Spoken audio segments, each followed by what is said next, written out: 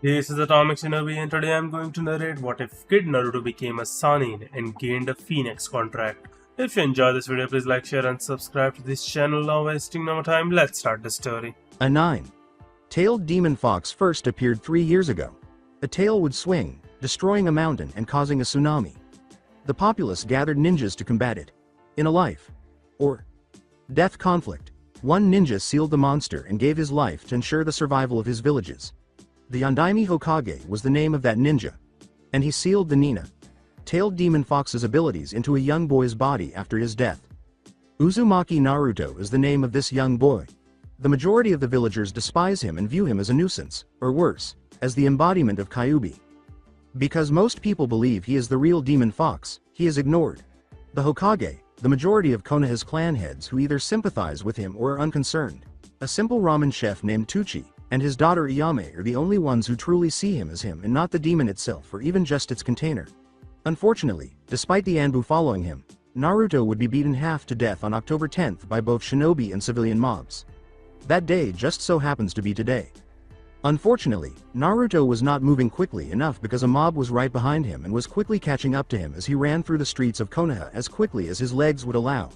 His legs finally gave out and he fell in the middle of the road when he was no longer able to run. "Please," he exclaimed. He questioned the throng in front of him. "What did I ever do to you to deserve this?" To be honest, he had no idea why he was constantly being scolded and beaten whenever someone saw him. "What you did? You don't fucking remember killing all those innocent people, demon," someone said.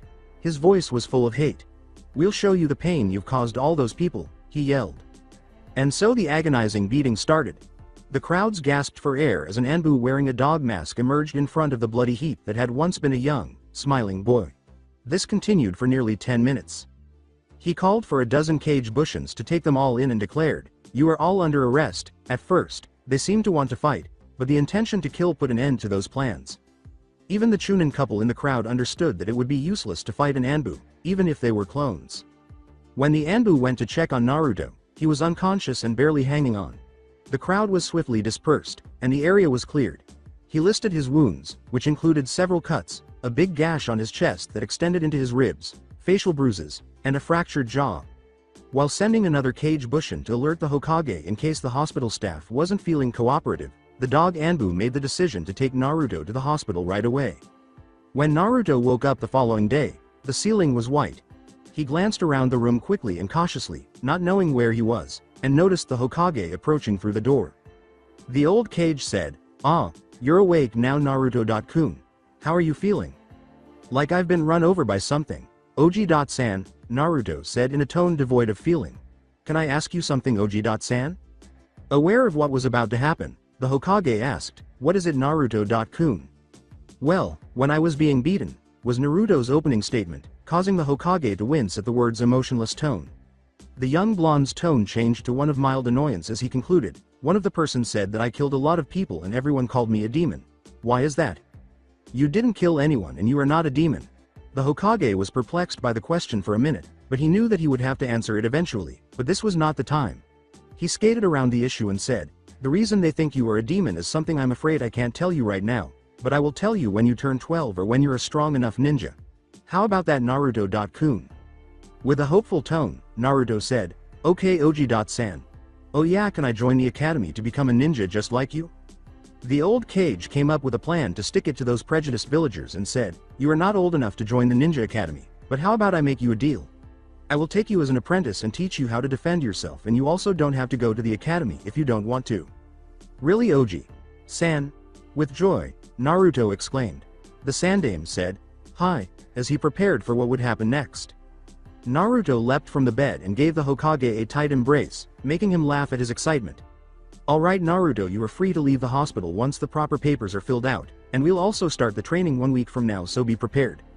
Oh, and you're also going to be moving into my compound, so I help you to reach your full potential," Sarutobi said with a genuine grin as he opened entrance. With great enthusiasm, a young blonde exclaimed, "Thanks, Oji-san." The Hokage smiled warmly and said, "You're welcome, and remember 1 week," as he walked out of the room. After a week, Naruto was on his private training field behind the Hokage monument, standing in front of the Hokage. The blonde was now dressed in a black fingerless glove, black pants with an orange stripe on the side, and a black tee.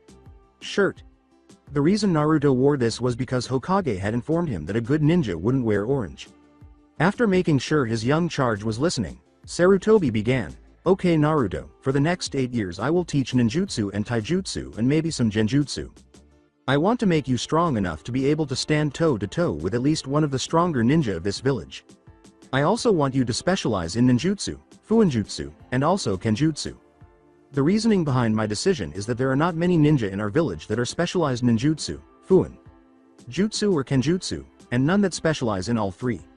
I also have something very special planned for you after our training finishes, so I want you to work as hard as you can. Do we have a deal Naruto-kun?" said Sarutobi with a smirk as he stunned face. The vivacious blonde Naruto saluted and said, "Deal, Oji-san." After 8 years the Hokage is now confronted by a figure who appears to be around 5 feet 3 inches. He had blonde hair, bright blue eyes, and 3 facial marks that resembled whiskers. From a girl's point of view, his face would be cute. The figure was dressed like Anbu, and on the side of his right leg he carried a osler for carrying kunai. On his left leg, he had a holster for a respectable sized scroll, and on the back of his belt was a mediocre sized pouch for shuriken and other ninja necessities. With pride in his unofficial grandson and best student to date, the Hokage said, "Okay, Naruto, now that your ninja training is complete, I want you to become a full-fledged ninja for the leaf." Naruto asked, a little perplexed, "But sensei, don't I have to go to the academy to be a ninja?" Before responding to his own query, Sarutobi questioned, "Do you really want to go to the academy Naruto-kun? Well, even if you do want to go to the academy I can't send you there, because you would be too powerful for an academy student and I don't want to waste your potential learning how to do a bushin, kawarimi, and henge in the academy till you're 15. Finished the previous cage. "Okay then, so how do you suppose I become a ninja?" the young blonde asked idly, yawning aloud himself. "Well, there are special circumstances, but I don't want to waste time by explaining all that stuff. The point is that you could skip ranks by a special test that I want you to take." The Hokage replied with a sly grin. With sincere interest, Naruto questioned, "Is this the special plan you told me about in the beginning of my training?" Rewind, Konoha's professor began, "All right, Naruto, for the next 8 years I will be teaching you ninjutsu, taijutsu, and maybe some genjutsu. I want to make you strong enough to be able to stand toe-to-toe with one of the stronger ninja in this village. I also want you to specialize in ninjutsu, fuinjutsu and also kenjutsu. There are not many ninja in our village that specialized any of these areas, and none who specialize in all of them. Once the training is complete I'll have something special planned for you, so I want you to work as hard as you can. Do we have a deal Naruto-kun?" concluded the Sannin with a grin. Flashback at the end. Knowing that his young apprentice would never back down from a challenge, Sarutobi smiled knowingly and asked, "Hi, so do you want to take the test?" "Well, I suppose if it makes me a ninja," Naruto said, his excitement barely contained. "Alright, I want you be at the Chunin exam stadium at 11 a.m. sharp 1 week from today. There will be every Chunin, and Junin not currently on a mission, the clan heads, and the council members in attendance to see my newest apprentice's skill. I want you to put on a show for them since they are going to be deciding if you are strong enough to achieve a high rank or if you'll be a genin," the Hokage responded. Knowing his sensei had done something cunning, Naruto smirked and said, "Well, one thing though. How did you manage to get the council to agree? Because I know you can't do something like this without the council agreeing, and I don't think that many if any of the council members really like me." With an expression too innocent to be true, the old Kage asked, "Ha ha ha, what? Are you accusing me of doing something devious or underhanded?" Rewind. Several prominent members of the shinobi community were visible in the council room, primarily the leaders of the Hyuga, Inuzuka, Nara, Akamichi, Yamanaka, and Aburame clans. A number of elders and military figures, including Kaharu, Hamaru, Danzo, and of course, the Hokage himself, were also present. The civilian members of the council were not permitted to attend this meeting because it was solely for the ninja community and had nothing to do with them. The head of Inuzuka calmed her typically assertive and outspoken demeanor to blend in with the tense situation by asking, "What is it you called us here for, Hokage sama?" Hiyashi said, in his typically icy tone but with a hint of annoyance, "Yes, I have to get back to the compound since I have personal matters to take care of, so can we hurry this up?" Since the Hokage appeared to be wearing a serious expression, everyone in the council paid close attention when he said, "I will get to it if you all will just settle down." No meeting about that boy is ever quick, so the council let out a lot of groans and sighs when the Hokage stretched the name Uzumaki and said, "This meeting is concerning the one called Uzumaki Naruto." With a sly grin, A man with one eye impairment said, "Are you finally deciding to hand him over to my root so we can make Konoha a perfect weapon?" The Sandaime said firmly, "No Danzo, I am not giving him to the root. I mean, why would I give him to you and hinder his growth? Because there is nothing you could teach him, because your root is weak. Each member is low Anbu, and you keep them there on purpose in case you can't control them. The only upside to it is that they are loyal to you to a fault. This is also the reason I've allowed you to keep your pitiful organization, because they are too weak to be anything more than a nuisance just like you."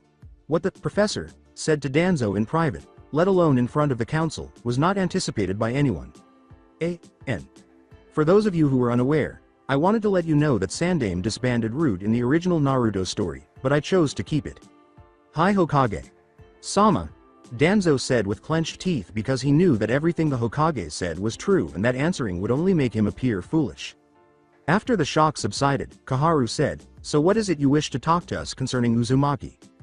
"Well, you all know that I've been training him for a long time now, so I want to test him to join ninja rank higher than Genin. Since to have him be a Genin would be extremely disadvantageous to Konoha, and before you even ask I won't allow him to go the academy.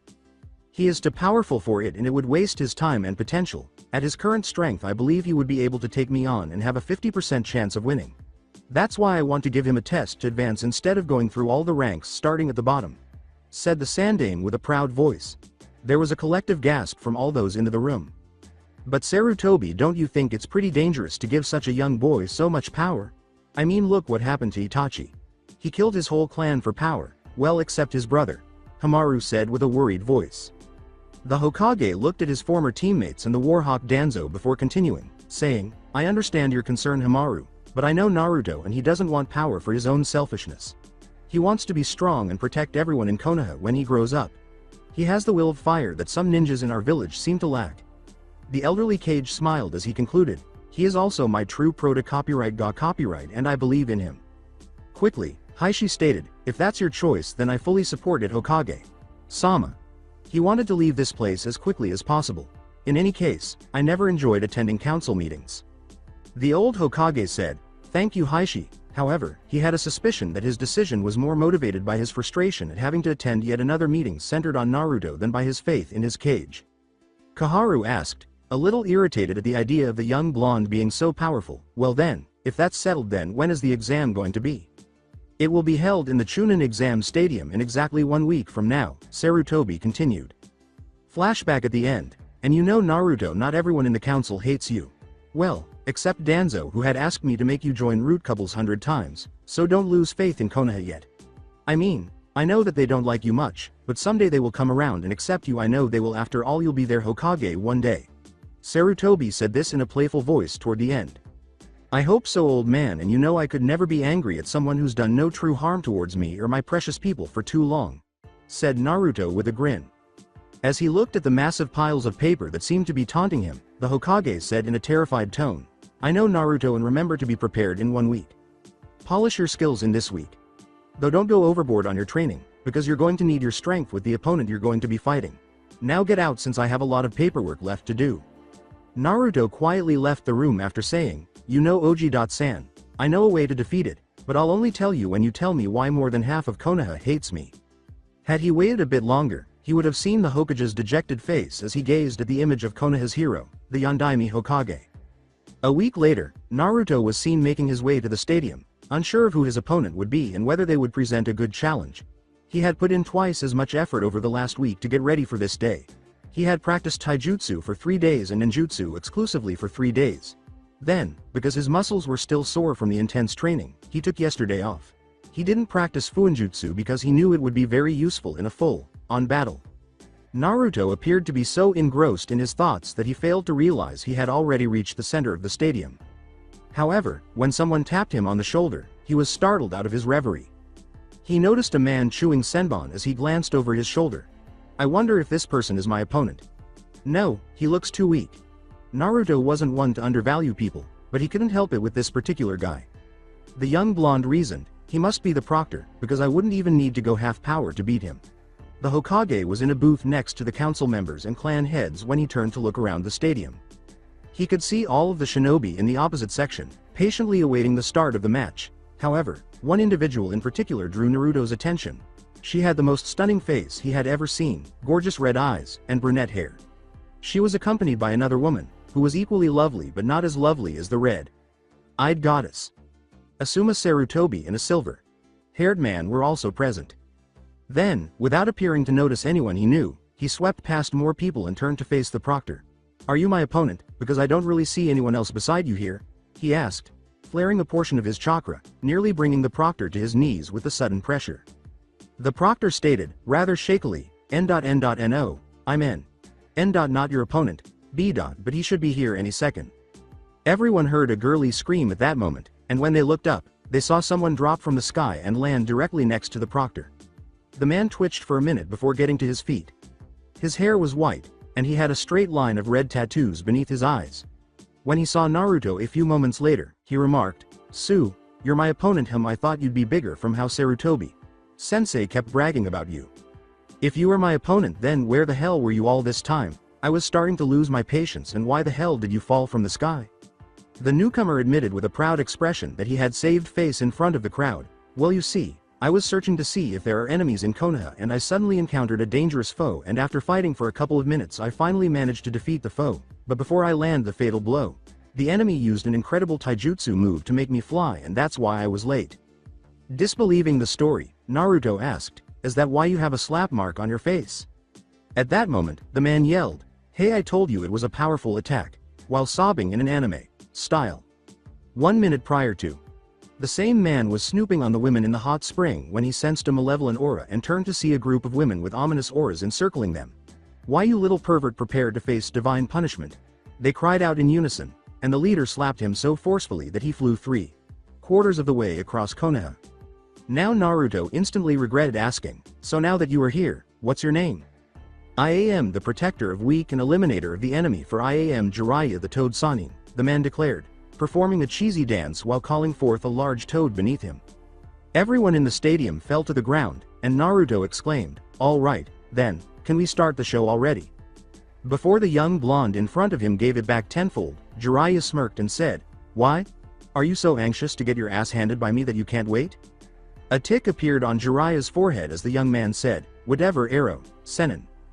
Before Jiraiya could respond, the Hokage stood up and declared, "Shinobi of Konoha, today we'll be experiencing a battle between two of my students, Jiraiya the Toad Sannin and my new apprentice Uzumaki Naruto. This battle we will be judged by the council and I to see what rank he should attain. So enjoy the show, as this might be a fight you will never get to see again and most likely will never forget," the Hokage said loudly before declaring the proctor to start. "Proctor, start the match." "All right, the rules are that you are simple, no killing each other. I will call match if I see one person is unconscious or unable to continue due to injuries.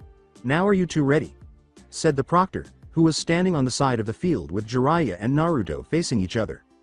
Jiraiya and Naruto both said, "Hi," simultaneously. The proctor shouted, "Hajime," in the stand. Up in the stands, 4 people were having a quiet conversation. What was Hokage Sama thinking, letting a 12-year-old kid fight a Sannin? I mean, I know he might be strong since he was trained by the Hokage, but he can't be strong enough to go up against a Sannin, and Jiraiya Sama is said to be the strongest of the Sannin. The woman with red eyes replied. Everyone who heard the bearded man smoking a cigarette go wide-eyed as he said, "I am not so sure about that Kurenai. I saw that kid spar with my dad and he seemed pretty strong to me. In fact, I am pretty sure he would be able to fight Kakashi and have a good chance of winning." "That's impossible, Asuma. Everyone knows that Kakashi is considered one of the strongest Junin in the village. The only people who might be able to go up against him and win is Guy Well and of course Hokage. Sama would beat him, but my point still stands, he's strong and this kid is 12. Kurenai said with a tone of disbelief that Asuma giggled. The amused chain smoker lit up again and said, "Well, we'll just have to see, won't we? My dad seems pretty confident in his student or else he wouldn't pit him against Jiraiya Sama." Kakashi said with a laugh, "Well, then let's just watch the match and see what the kid's got." Returning to the fight between Jiraiya and Naruto. When the word, Hajime, was uttered, Jiraiya and Naruto both leapt back, drew out kunai, and threw them at one another. With a clang of metal hitting metal, they collided in the center of the arena. After landing simultaneously, they both threw a right jab at each other, connecting in the middle, and then they both leapt forward at speeds that were too fast for any ninja below Junin to see clearly.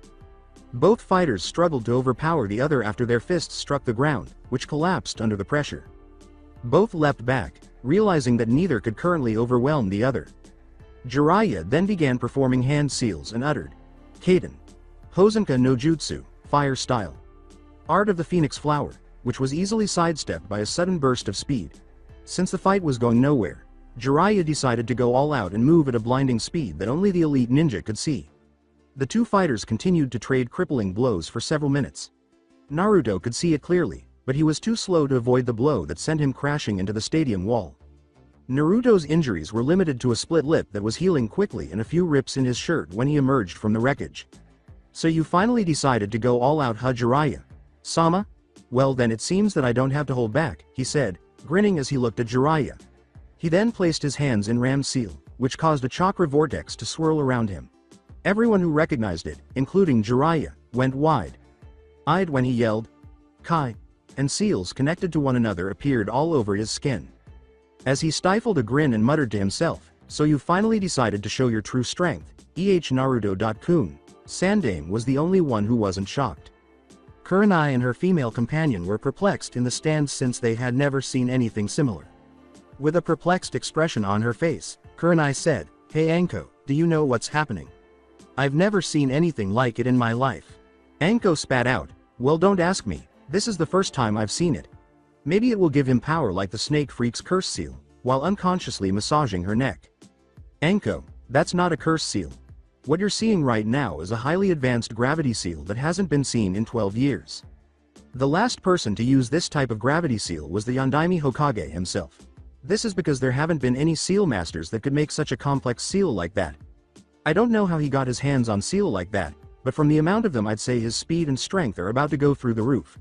Kakashi chose to respond to the question because he knew it was better to avoid any mishaps that might occur if Anko believed Naruto had any connection to Orochimaru. Asuma chose to chuckle as she opened up another pack of cigarettes. He made them himself. What? Simultaneously cried Anko, Kurenai, and Kakashi. Asuma smoked his cigarette as if nothing he said mattered, but in reality he enjoyed watching his comrades' shocked expressions. He made those seal from a rough sketch and description from what the Yondaime made. It was his final test from my father to see if he was worthy of the title of seal master. This kid is a ninjutsu, taijutsu, and fuinjutsu specialist, and is about to start advancing his skills in kenjutsu. Hell, if I had to guess from what I've seen and heard my dad mention, I would most likely place his fuinjutsu skills about as good as the Yondaime, maybe even better. Even though he is regarded as an advanced seal specialist, Kakashi's abilities are nothing compared to his late sensei's. Damn, I wonder how good this kid really is, Kakashi exclaimed in shock. Well, if the Gaki defeats Jiraiya Sama, we'll know if he's as strong as you claim, but I doubt it. Anko responded with a stunned expression. The young blonde turned to Jiraiya as the chakra surrounding Naruto subsided and said, Let's begin. Jiraiya nodded, and the battle resumed. Jiraiya was about to assume his defensive fighting stance when Naruto's fist struck the side of his face, causing everyone's jaws to drop as they believed Jiraiya's jaw was broken. This made Jiraiya's move more difficult than he had anticipated. They were unaware, however, that the old pervert only lost a few teeth and that it felt more like a love tap to him than when his former teammate caught him peeping. Goddamn, I was taken by surprise and didn't anticipate his speed. Jiraiya spat out 2 teeth and thought, he's much faster than me, but I should be able to keep up since I've got 40 or so years of experience on the Gaki. Then, as he sped toward Jiraiya, Naruto leapt to his feet and brought his leg down while uttering the words, Sorahagi no Setsunai, painful skyleg, which Jiraiya fortunately partially blocked because both forearms made a loud cracking noise. Shit, the brat is physically stronger than me too. What's next? Is he going to use a jutsu that would make him so fast that I won't be able to follow? Jiraiya winced, thinking with a bitter laugh, after being beaten up for a few minutes. He finally adapted to Naruto's speed and used his experience to dodge a little over half the blows thrown at him while only landing 1 or 2. They stopped as abruptly as they began on opposite sides of where they started, both of them looking a little winded, Jiraiya more than Naruto.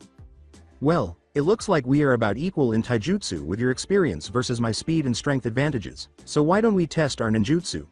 Asked Naruto, who was feeling bored with taijutsu and wanted to see what the legendary Sannin had in his ninjutsu arsenal. Jiraiya sighed in relief because he knew that if they kept using taijutsu, he wouldn't be able to last as long. He also knew that it would look bad for him to be the first to use ninjutsu and say, well, if that's what you want, Then let's see what you got, Gaki.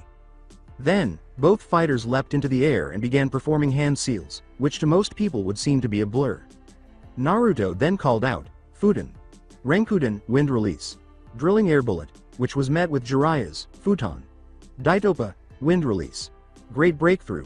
A move that was utterly ineffectual due to the overwhelming power of the Renkuden, since it isn't the demon's signature move for nothing, even if it wasn't as powerful. Before shouting out, Raiden. Dangan. Lightning shot. After announcing the name, Naruto thrust his right hand forward, pointing outward towards Jiraiya with his middle and index fingers. A ball of lightning then shot out of the fingers, heading directly for Jiraiya. Jiraiya made a few fast seals and spoke while he was still thinking. Doden. Dangan. Earth shot. He slammed both hands down, causing 2 pieces of earth to fly out as Jiraiya tapped them and hurled them at the lightning ball that was coming his way. A few seconds later, 2 jutsu were launched, one before the other, and everyone in the stadium heard the sounds of metal clashing and flesh hitting flesh as the 2 attacks collided and the ball of lightning went straight through the first earth ball and detonated as it hit the second, temporarily blocking the spectators' view with dust and debris. After performing a few fast seals, Jiraiya yelled, Doden. Doryuden, earth release. Earth dragon projectile, and hurled a huge earth-based dragon directly at the young blonde. Sensing the vast amount of chakra that Jiraiya was molding, he instantly activated his own set of hand seals, drew in a huge breath of air, and yelled, Kaden. Karyu Enden, fire dragon flame projectile, as he blew out a huge fire dragon that roared to life, dissipating the dust as it flew straight towards the swiftly moving earth dragon. The 2 collided and blew up against each other, shaking the stadium, forcing everyone to cover their faces to protect themselves from the heat from the fierce flames and the tiny pebbles that flew up and struck them. As the dust settled, the entire arena was reshaped, with molten rock in place of the usual flat ground where the 2 attacks had met. Everyone in the arena looked for the 2 fighters engaged in combat, but all they could hear above them was clash after clash of metal. Naruto kicked Jiraiya's chin during the mini-aerial, sending him hurtling to the ground. He then immediately began performing more hand seals and yelled, Kaden. Gokakyu no Jutsu. Great fireball technique. While using his vast chakra reserves, using 5 times as much as usual to create an enormous ball of flame that was aimed at the rapidly falling Jiraiya. Jiraiya quickly replaced himself with a discarded kunai from earlier, using a simple Kawarimi no Jutsu when he saw the gaping crater left after the fireball hit. Both fighters were standing in the middle of the battlefield once more, and Jiraiya was missing his vest and the rest of his top was sliced up. His geta looked like it was about to break into splinters, and he had several cuts, contusions, fractures, and missing teeth. Naruto was in much better condition, with only a few cuts from glancing blows. His shirt was slightly torn, and his amazing body made many girls blush, but other than that, he was only slightly exhausted. Naruto grinned and said, All right, Jiraiya. Sama, I think it's time to wrap this up. What are your thoughts? Knowing that the Gamma Sannin would be eager to put an end to this quickly because he was rapidly losing face due to being physically abused by a child. Jiraiya sighed, then smirked to hide his weariness, and said, Agreed, as he extended his right hand to create a ball of pure chakra that appeared to spin in all directions, causing a few people who knew the jutsu to quickly whisper that Jiraiya had to use that jutsu. As someone who had never witnessed the attack before and heard Kakashi gasp in shock, Kurenai made the decision to inquire about it. Kakashi, do you know what that jutsu is? The Yondaime developed that rank jutsu. Given how many of their ninja were killed by that jutsu during the war, Iwa Shinobi feared it more than anything else. There is no way that Naruto could defeat a jutsu like that, and the thought of how strong the child must be to force Jiraiya to use that jutsu made Anko and Kurenai wide-eyed. It just took about 3 years for the Yondaime to create, and after he finished it he taught it to Jiraiya. Sama, said Kakashi. Along with me, though I never did learn the 3rd step. So, you're working against me with Rasengan? With a great deal of excitement in his voice at the thought of confronting that jutsu, Naruto said. Well, since you are aware of the name, you ought to be aware of this jutsu's strength as well. As he held the spiraling sphere of chakra in his right palm at his side, Jiraiya jeered. Even though it's strong, I've been itching to test my own jutsu against the Rasengan since I invented it. You will be the first to have direct experience with it. Even the Sandaime doesn't know the full extent of its power, said Naruto with unwavering confidence in his voice. This piqued Sandaime's interest because he, too, wanted to know the true extent of the jutsu. Naruto then began performing 10 hand seals so quickly that even Sharingan would find it difficult to follow, though even if they did, they would only have half of it because he dropped half the seals to prevent it from being copied. As he stopped, he held his right hand up towards the sky, where a cloud formed in the sky, giving the impression that night had already arrived. Suddenly, a powerful black lightning bolt struck Naruto, creating a crater around him, and when it subsided, his entire right forearm and hand were covered in black lightning, forming a rough cone shape at the tips of his fingers. Gaki, do you believe that a Raiden jutsu like that could defeat a Rasengan jutsu? You should be aware that even if you were to break through this jutsu, the chakra would only lose stability and send gale force winds in your direction, tearing your arm apart with your own attack. This is because the chakra is spinning randomly in over a dozen different directions. So, I have to ask, are you a total idiot or a masochist? Everyone in the stadium was thinking along those lines, and several Aburame clan members thought it was very logical. Jiraiya smirked. So, why don't we just check to see if your theory is right?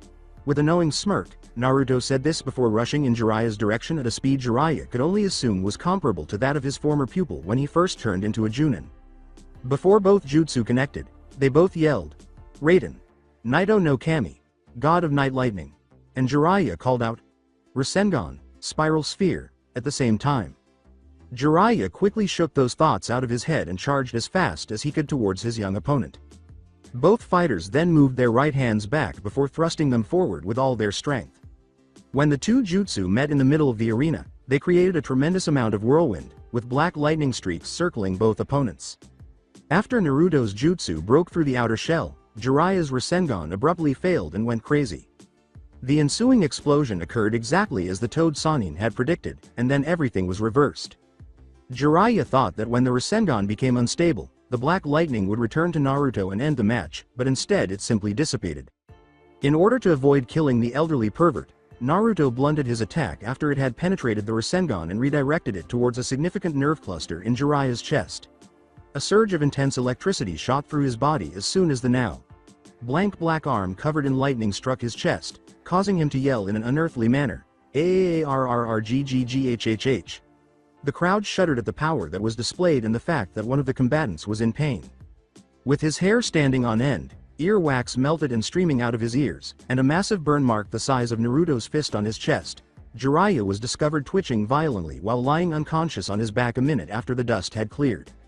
Then, after using only a quarter of his remaining chakra reservesa, actually only an eighth of his original reservesa on that jutsu alone, Naruto could be seen panting heavily. His right forearm and hand were slightly burned and smoking, but otherwise unharmed, and he still had more chakra than the average Chunin. Everyone in the stands was astounded by the display of strength and speed. The only people who could follow their movements at all were the Hokage, Maeda Gai, the higher ranking members of the Hyuga clan, and Hitaki Kakashi wearing a Sharingan. The rest of the group was looking at the young blonde in disbelief, wondering how a child could possibly compete with, let alone beat, a Sannin. Kurenai summarized what everyone had to say. Amazinga. The people who listened simply nodded their heads in agreement, demonstrating how much they agreed with her. Ahem. Genma.kun, can you please announce the match? Was the first thing that the Hokage said after he had finished thinking. Oh, right Hokage. Sama. The fight between Uzumaki Naruto and the Gamma Sannin Jiraiya. Sama has ended and the winner of the match is Uzumaki Naruto by knockout. Even the most ardent Naruto detractors cheered after the announcement because, after all, it's not often that a cage level is so obvious. Since Jiraiya was still unconscious and Naruto appeared to be near death after reactivating his gravity seals, which consumed a significant amount of his remaining chakra, the proctor gestured for the medic.nin to come and take both fighters. Everyone there couldn't agree more with Kaharu when he said in the Hokage booth, "You raised another powerful shinobi Sarutobi. What's that now? 4 cage level students. You've made a wise choice with this one Sarutobi. He's this strong at such a young age and has nowhere to go but up." The Hokage smiled proudly and said, "I know, okay, now we'll be meeting in 3 days from now in the council office to discuss what rank he should attain." He then quietly left the booth. After 3 days, the council room. All of the elite Junin and higher were waiting for Jiraiya, the Hokage, and Naruto in the council room. Then the door opened and the 3 individuals they had been waiting for entered. Wearing his traditional robes, the Hokage took his seat, and his 2 students stood in the corner behind him. The room took note of their outfit when they saw Naruto in his casual attire, which included a black pair of jeans, a white tank top, and black Geta shoes. He appeared to be in perfect health, as if he hadn't just fought a cage level opponent 3 days earlier. Jiraiya was standing next to him, wearing a new red vest over his arms and neck and bandaging his upper body. "All right. Everyone here has seen the battle between Naruto and Toad Sannin Jiraiya, and it seems Jiraiya lost quite badly if I do recall, the Hokage said with a smirk once everyone had calmed down. Jiraiya gave him a glare, the Junin snickered, and Naruto grinned. The Hokage began by attempting to gauge the reactions of the gathered ninja, saying, "Today we are here to decide which rank Uzumaki Naruto is to receive due to him passing his test with flying colors and is now qualified to skip going through academy and can become a ninja of any rank we decide here today." He was pleased that Danzo was the only ninja who had any animosity toward Naruto. Before beginning the rank selection process, Hokage stated, "Now I will go through rank from Chunin up, and anyone who supports the rank suggested will raise their hand and I will take the majority vote to decide his rank. Alright, all those in favor of Uzumaki Naruto promoted to the rank of Chunin?" Danzo was the only one who didn't agree that Naruto was a Chunin. This wasn't because he truly desired a free thinking powerhouse like Naruto en route. Rather, it was because he would love to entice his rival students away from him in the hopes of creating an opportunity for him to exploit. Unfortunately, the Hokage disregarded his vote because he was the only one who agreed, and he scowled at his plans being thwarted once more. This time, only one elder and a few Junin agreed to the statement, "Anyone in favor of Naruto Uzumaki promoted to Junin, speak up now." The Hokage sighed in exasperation before turning to the backup plan. "Since no one seems to agree with my terms, I will start with Hiyashi-san's opinion. Which rank do you think Naruto should achieve?" responded the elderly gentleman. "Well, Hokage-sama, with the skill and intelligence young Naruto demonstrated to not only keep up with, but to defeat a Sannin, let alone the strongest one. I would say he should receive the title of a Sannin, seeing as we are one ninja short of actually having any Sannin, and while I'm quite aware that it's not a title we can give since it was Hanzo-san who gave it to them, though I think he'd more than agree to the boy deserving the title, should he have remained alive." This made most of the people in the room gasp for two reasons. First, they had just realized that Konoha had been without the Sannin for more than 10 years, and second, even though they all knew he deserved the title, they never would have guessed Hiyashi would have brought it up. Both Jiraiya and the Hokage grinned at that, understanding that it was a wise decision because keeping a ninja with Naruto's potential imprisoned in the village and only allowing him to leave for missions would only impede his development. Additionally, the title of Sannin grants one unique traveling privileges that can only be taken away during times of conflict. Do all those here agree with that? The Hokage asked after glancing at everyone. The majority of people said, "Hi," without giving it any thought. As he looked at his young apprentice's beaming face, the old Kage said with a great deal of pride, "Well then, congratulations, Uzumaki Naruto, on earning the title of a Sannin and all the benefits that come with it." An outburst in front of so many influential people would be frowned upon, so Naruto held back his excitement until the meeting could end. He smiled and said, "Arigato Sarutobi, sensei. Well then, now that it's settled, the meeting is adjourned, and Naruto, I want to meet me at the tower tomorrow to receive your gift from me to you, as a congratulations on becoming a Sannin." The Hokage replied with a smile. Following Naruto's, "Hi sensei," greeting, everyone departed. The majority were eager to share the news that Konoha had at last acquired a full set of Sannin. The following morning, following the meeting, Kakashi was absorbed in a particular orange book as he passed the best dango store in town when he heard his name called out.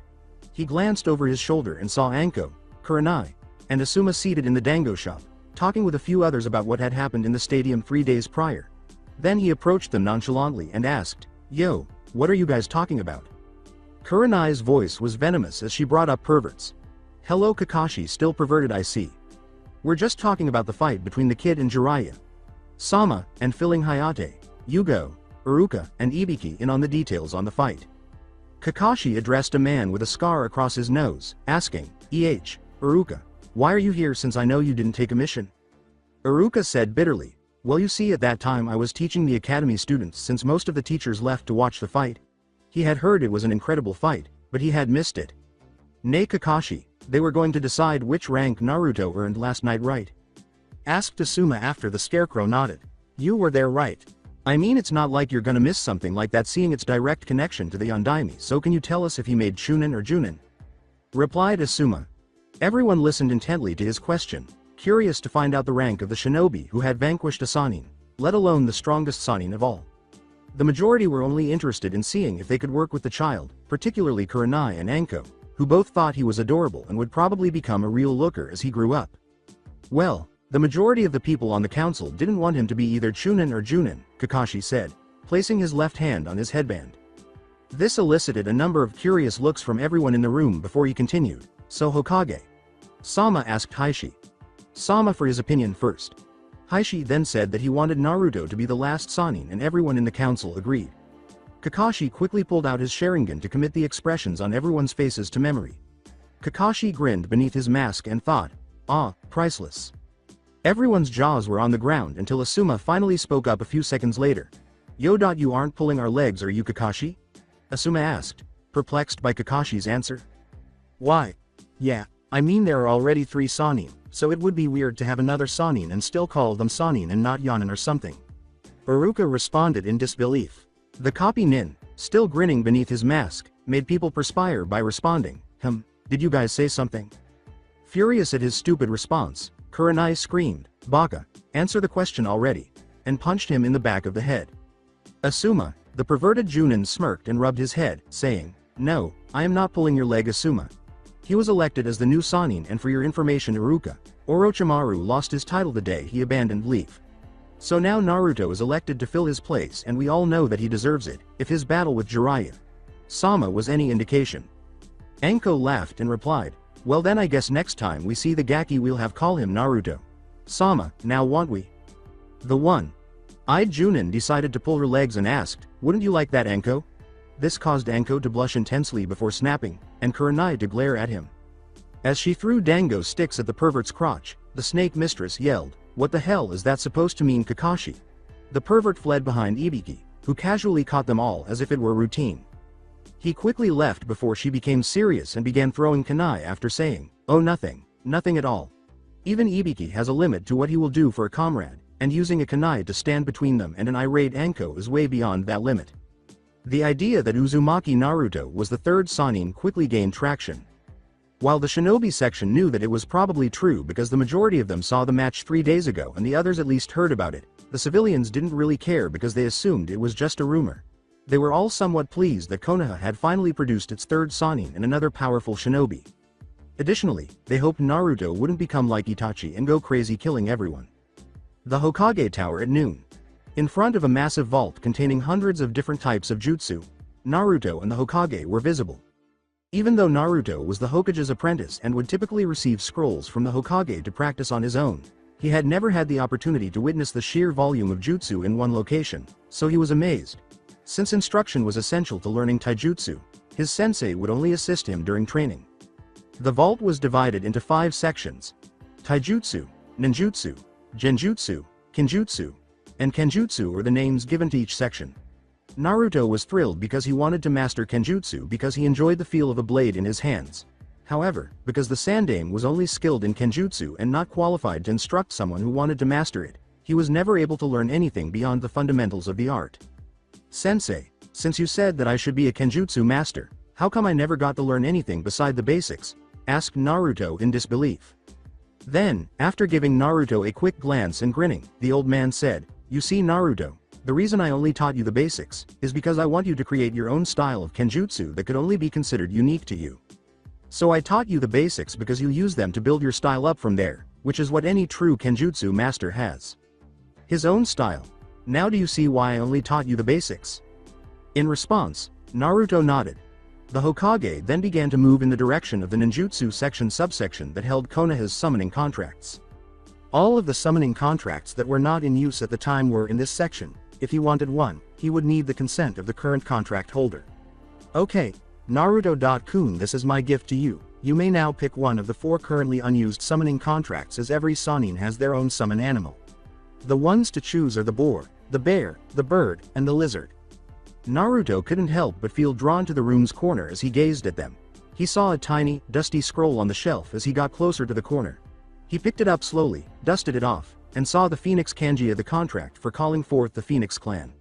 He waved the little scroll in the air and said nonchalantly, "Sensei, I chose this one."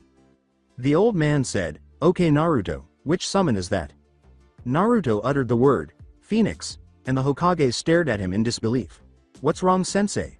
he asked, observing his sensei's surprise. He looked at Naruto with a worried expression on his face because he knew that Naruto was never one to back down from a challenge. "I think you should pick another summon, Naruto. All of the previous holders of Phoenix contract died. They couldn't pass the test given by the boss, and in return they were burned to a crisp." Naruto-kun, You have incredible strength, but the question is, can you pass the test? The old Kage thought. Naruto smirked confidently and said, I was drawn to it, sensei. I don't know how to explain it, but I know that I'm meant to have this. So I guess I'll be the first holder of the Phoenix contract who lives to tell the tale, now won't I? His sensei sighed. Knowing that there is no way to talk the blonde out of this when he is acting this way, the Hokage said resignedly, if that's your choice, Naruto, then let's go to a safe area away from Konoha for you to practice the jutsu. The two of them were left in a swirl of leaves. The Hokage instructed Naruto to pull out the scroll and write his name and his bloody handprint on it while he and his sensei were standing in a clearing 10 miles outside of Konoha.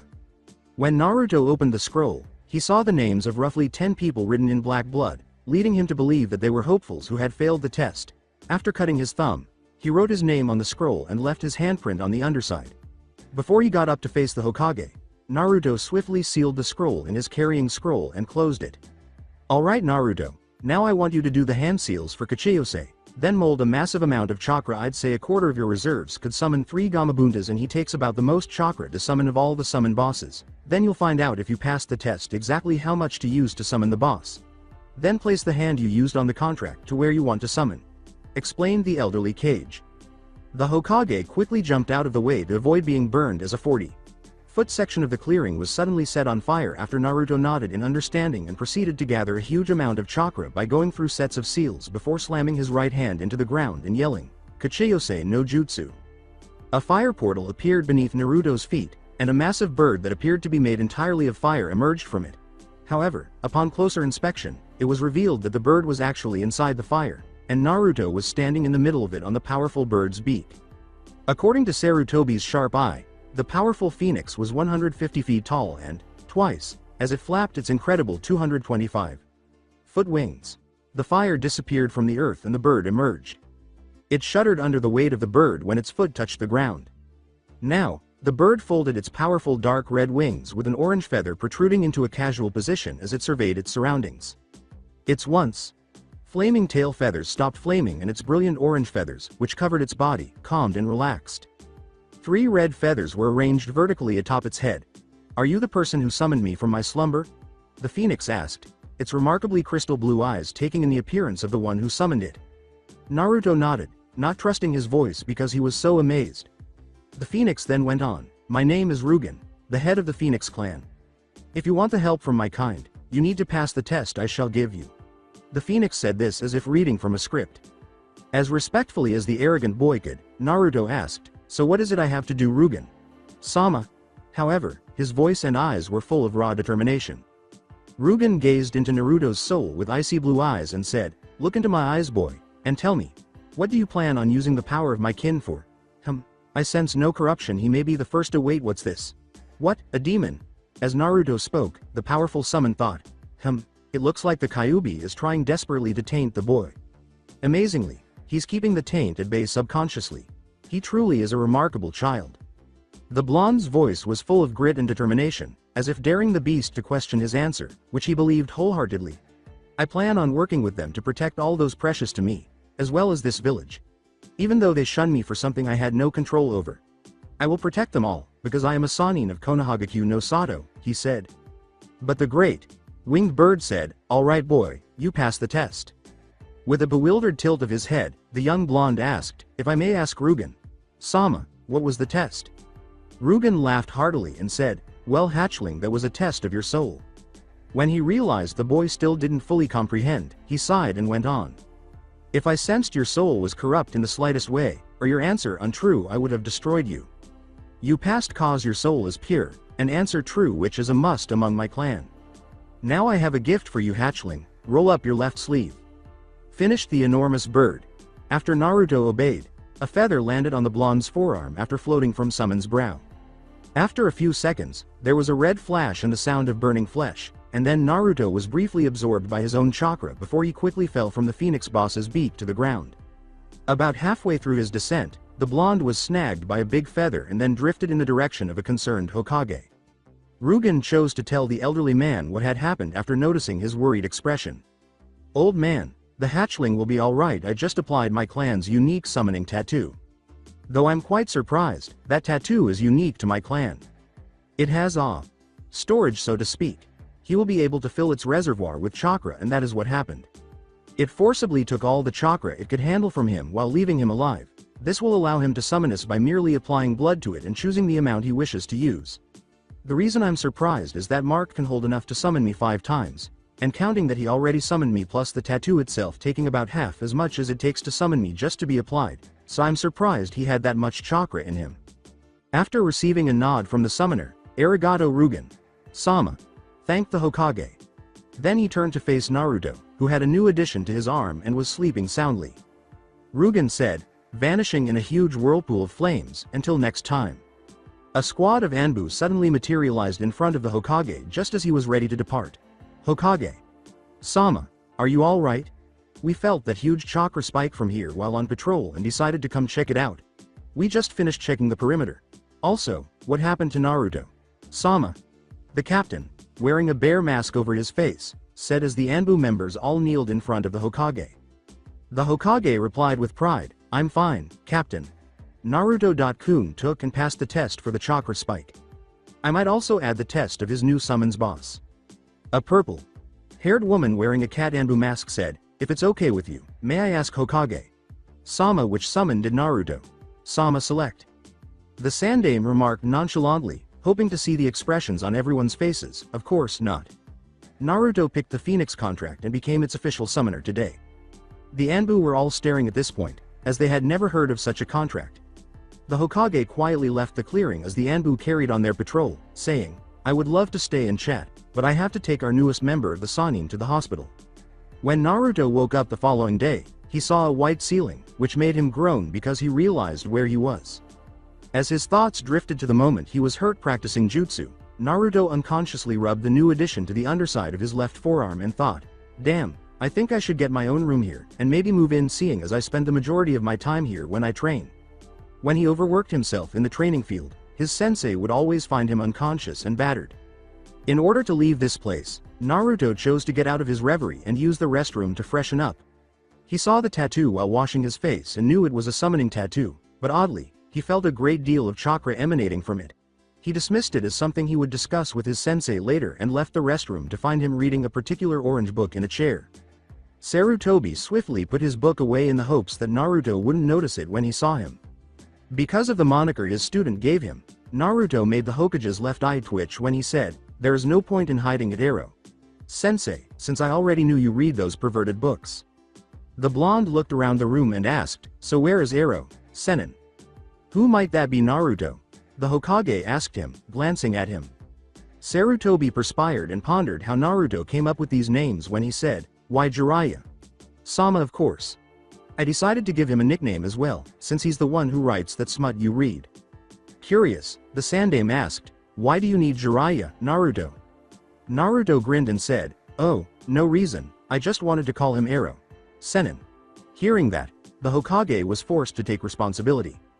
Confused, the young blonde said, so, why are you here, sensei?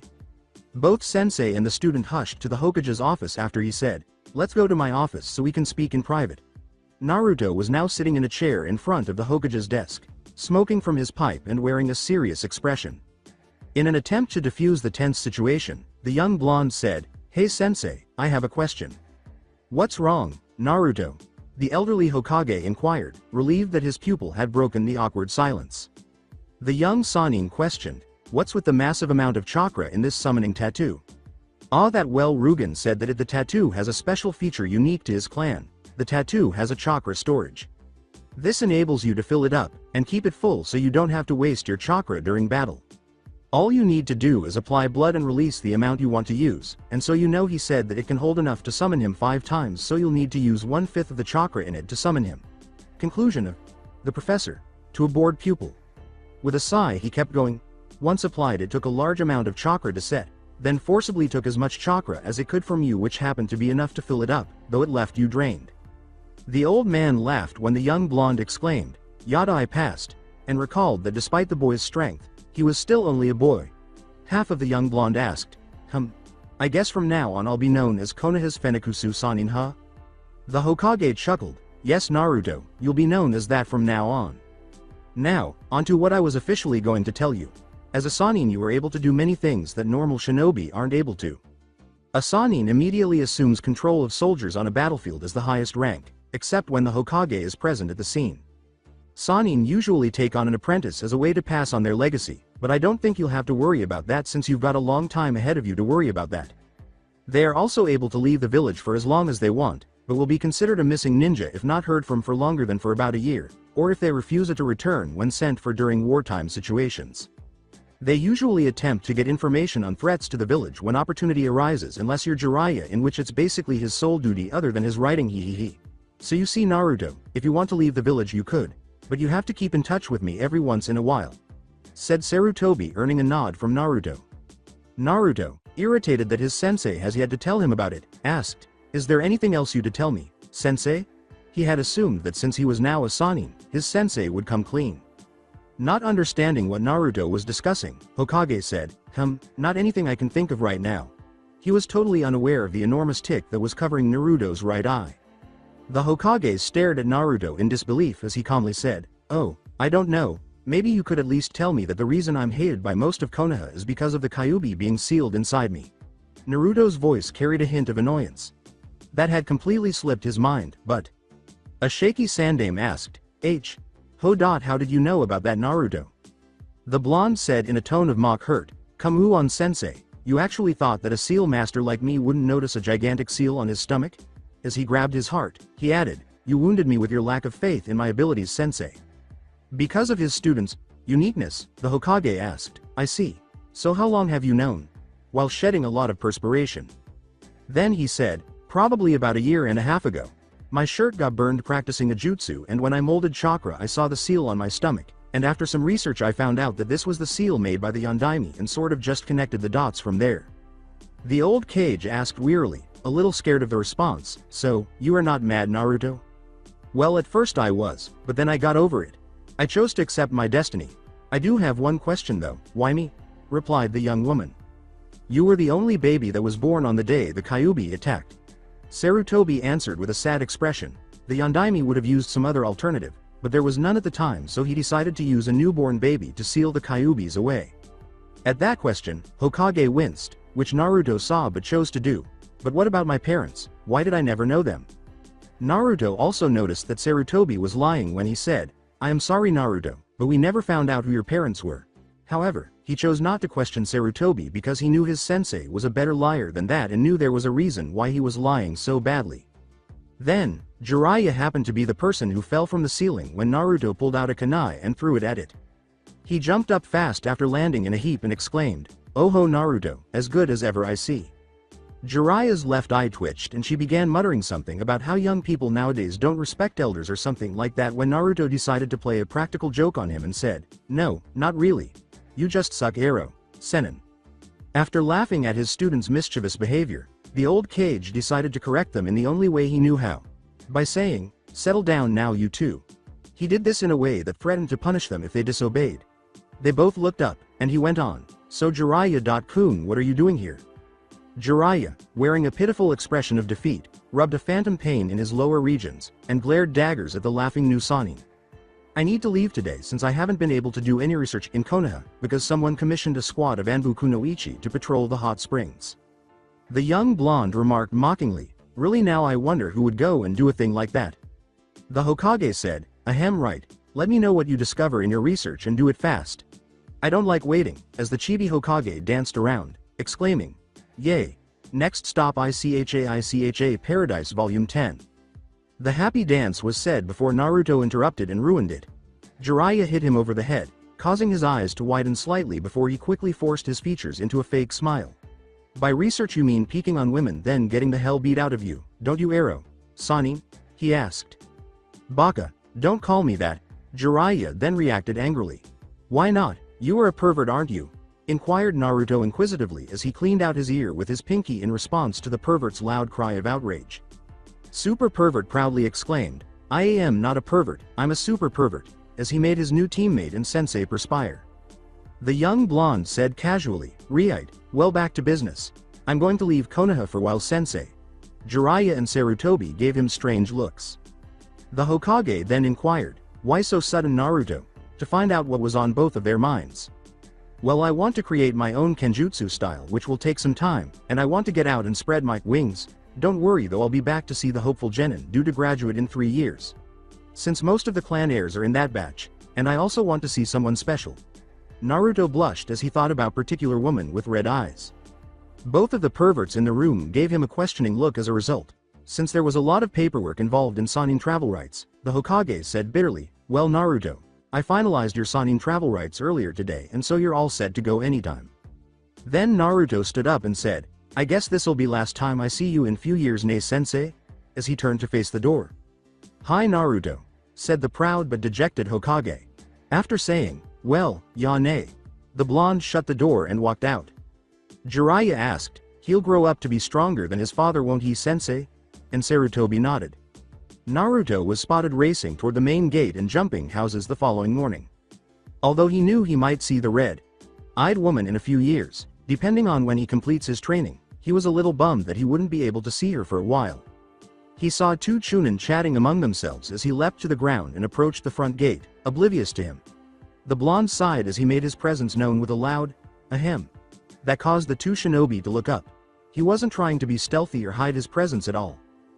Some gatekeepers we have here, he thought. "We're sorry we didn't see you there," said the man with the white cloth covering his face. After receiving nods from both, Naruto said, "It's okay guys, but could you please be a little more watchful? And open the gate for me?" And they opened the door. "Are you on mission, Naruto?" inquired the chunin, whose long hair obscured his face and left eye. Before disappearing in a flash of lightning, Naruto grinned and said, "Well, I guess you could say that. So I'll see you guys in a few years." The cloth-covered chunin asked, "Where do you think he's going?" "I don't know," his friend replied. Neither was aware that Konoha would be separated from Uzumaki Naruto, the Fenikusu Sannin, for 3 long years. More than 2.5 years have passed since Konoha's Fenikusu Sannin, Uzumaki Naruto, left the village to train. Many things have changed since then. Together with her friend Konoha's snake mistress, who was now a special Junin, Konoha's Genjutsu mistress had at last attained the status of Junin. To become a full-pledged Junin, an Inu, masked Anbu captain abandoned his Anbu duties. Additionally, rumors about Fenikusu Sannin have been circulating among shinobi worldwide. When shinobi from other nations learned that he was only 12 years old, they would laugh, assuming that Konoha was making anyone a member of Sannin these days, likely out of a desperate attempt to maintain the title. Nevertheless, because Naruto resembled the Yondaime Hokage of Konoha, Iwa and Kumo chose to make him an S-class nin ordered to kill on the spot. He was also made an S-class nin by the newly established village Oto since he had angered the self-proclaimed Otokage by killing several dozen of their Junin and Chunin. Another shinobi was also gaining notoriety, but nobody really noticed him because he was too swift to be noticed. Even multiple Anbu squads from Iwa couldn't compete with him. They were lying in their own pool of blood before they even realized what had happened. He would arrive and then just vanish. Every time this ninja appears and departs, a trail of orange is left behind, which vanishes with the wind a moment later, making it impossible to track him. He identified himself as Senku no Kami, and the only reason anyone knew this was because he left a small black plate with the kanji for Senku no Kami in the middle of the mangled bodies of the Iwa Anbu after killing multiple Iwa Anbu squads that were said to have massacred a small town on the border between fire and earth. Naruto was able to develop his own Kenjutsu style during this period, which made it impossible for anyone who wasn't his blood to use. In addition, he improved his natural speed and added more jutsu to his repertoire, both of which were crucial for the Kenjutsu style he developed. Additionally, he trained with various phoenix types who taught him teamwork and jutsu. About 8 hours a day was his typical training schedule. The remaining time was spent sleeping, eating, taking a shower, and hunting missing nins to earn some extra cash. Additionally, he established his own spy network, which he thought was quite effective. Officially, Naruto had been gone for 3.5 years, and the Hokage was curious about when he would return because the date he had set for himself to return was approaching. After a knock, the door abruptly opened, allowing 3 people to enter. The first was clearly Hitaki Kakashi, who was reading Icha Icha Paradise at the time. His son Sarutobi Asuma came in second, and Yuhi Kurenai, a rookie Junin, came in last. Before lighting a fresh cigarette, Asuma is the first to raise his voice and ask, "Hokage Sama, why have you called us here today?" The old Kage took a silent puff on his pipe and trailed off. "As you all know, we have a batch of students who will be graduating tomorrow from the academy. Only the passing students will be picked to become rookie genin and Kakashi sighed as he put his book away, not looking forward to this. That's where we come in, don't we? He asked. Hi, I want you three to take teams, and I know Kurenai that you are a rookie Junin, but I think that the experience will be good for you, and beside your team and Kakashi's team will be a joint team since there is uneven number of students, so you have nothing to worry about. That is if they pass, which I am pretty sure they will. The Sandame finished by exhaling a puff of incense. With a lazy air, Kakashi asked, so who will I be getting? You'll get the Uchiha Sasuke, and Haruno Sakura, with Kurenai getting Inuzuka Kiba, Hyuga Hinata, and Aburame Shino. Asuma you'll be getting the next generation Ino, Shika, Shotrio, Oh, and Kakashi. Don't be late or you'll be doing D-rank mission for the next year. Hokage said in a serious voice that made Kakashi pick the threat seriously. All three nodded as they disappeared in a cloud of smoke, saying, that's all for now, you three are free to leave. A figure was traveling at an amazing rate toward Konoha from a mile away. Together with his stunning blue eyes, the figure had blonde hair that reached the middle of his shoulder blades and had red tips that were spiky. Women would swoon over his face, and men would kill for it. He was recognized as a shinobi by the black cloth that was tied around his forehead as a forehead protector. His hair obscured the insignia on it, making it invisible. He had a black, sheathed sword on his back. At the moment, he had a kunai osler on his right thigh and was dressed in gray shinobi pants and a black sweater. In addition, he wore black ninja sandals and a black trench coat over his sweater, which had orange flame licking the bottom of it and the short sleeves. The kanji for Fenikusu was written on the back of the cloak. He covered his face with a black mask before approaching Konoha's gate because he was afraid of the plague known as fan girls. When two chunin he didn't recognize stopped in front of him, one of them said, "Halt, tell me your name and why you're in Konoha." On the inside, both of them thought, he looks familiar. In a relaxed tone that conveyed a hint of boredom but also demanded respect, Naruto said, Uzumaki Naruto of Konoha returning from his training mission. Since they had never seen a shunshin like this one, the chunin gaped at this and hurriedly said, Gomen. Nesai Naruto. Sama, we didn't recognize you with that mask on. Naruto waved his hand and said it didn't matter before leaving in a swirl of orange and black flames that left both of their mouths open. The Hokage was reading an orange book at the moment and was quite absorbed in it because he hadn't noticed anyone hanging around the office. When he saw flames encircling a figure, he immediately put his book down and sat down in his chair in a relaxed but defensive position. As the flames went out, he noticed a man standing in the center of his office. He was about 6 feet 0 inches tall, very muscular but not bulky, and had blue eyes and blonde hair with red streaks. His face was hidden behind a black mask. Before it clicked, he couldn't help but feel as though he had seen him before. Nah. Naruto, is that you? The confused Hokage inquired. With a laugh throughout, Naruto remarked, I'm surprised you recognized me, sensei. Though I'm glad you did, or else I would have had to beat you senseless until you did remember me. It caused the Hokage to smile before answering, you sure have grown, Naruto, haven't you? Of course I have. I am pretty sure I could beat you in an all-out battle now. Naruto said with a tone that was devoid of any hint of arrogance and full of self-confidence. Sarutobi was proud to be able to train a student of that caliber, but he was also a little taken aback by Naruto's assurance in his tone when he said that he felt he could defeat him. No, I mean, you got taller than me now and I am pretty sure you could beat me if you wanted to. The inquisitive Kage questioned, so Naruto, why are you wearing a mask? With a slight flush of shame, Naruto said, well, you see, a year after I left Ayuma started getting fan girls wherever I went. So to keep under the radar and keep the fan girls at bay, I chose to start wearing a mask. The Hokage, eager to find out how many fangirls Naruto would attract if he didn't wear his mask in Konoha, asked, well, can I at least see your face? Naruto said in a frightful tone, sure, but you can't let it slip out or I will beat the crap out of you, go it, before Hokage nodded. His sensei got a tick on the forehead as he began to slowly remove his mask, but he eventually had enough and yelled, hurry up already. Trying to clear his ears with his pinky, Naruto ducked at the volume before answering in a painful voice, alright, geez, you don't have to be so loud about it. After removing his mask entirely, Hokage blinked for a few seconds before his jaw fell to the ground in shock and his eyes widened. He would have assumed that this was the Yondaime Hokage, the former Hokage of Konoha, if he hadn't realized it was Naruto. He continued to whisper, Minato. Despite this, he thought, damn, he looks so much like Minato that it's not even funny. It makes sense that he has fangirls. Minato was essentially beating them off with a stick before Kushina began beating them with sticks, swords, jutsu, kunai, shuriken, and whatever else was available, hee. Though I'm not sure why, I'm actually shocked that he has managed to avoid them. Did you say something, sensei? Naruto asked him, pretending to be uninformed as he listened to what was said. The elderly Kage swiftly said, "Oh sorry, no, I was just thinking about someone who you reminded me of." He was observing his pupil. Before anyone else could see him, Naruto said, "Okay," and put his mask back on his face. "Naruto, why don't you have the whisker-like marks on your face?"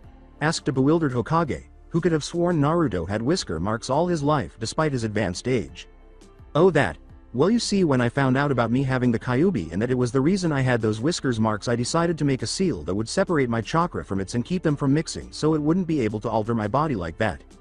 After a year and a half of researching the Yondaime's seal, I was finally able to come up with a way to make his seal more powerful without hindering my growth. Also, the Kyuubi will never be able to communicate with me or ever wake up from his slumber, though if the need was to ever arise I could forcibly withdraw its chakra," explained the blonde before getting a nod of understanding from his sensei. The Hokage nodded when Naruto asked, "Can I see this new seal you added to Yondaime's, Naruto?"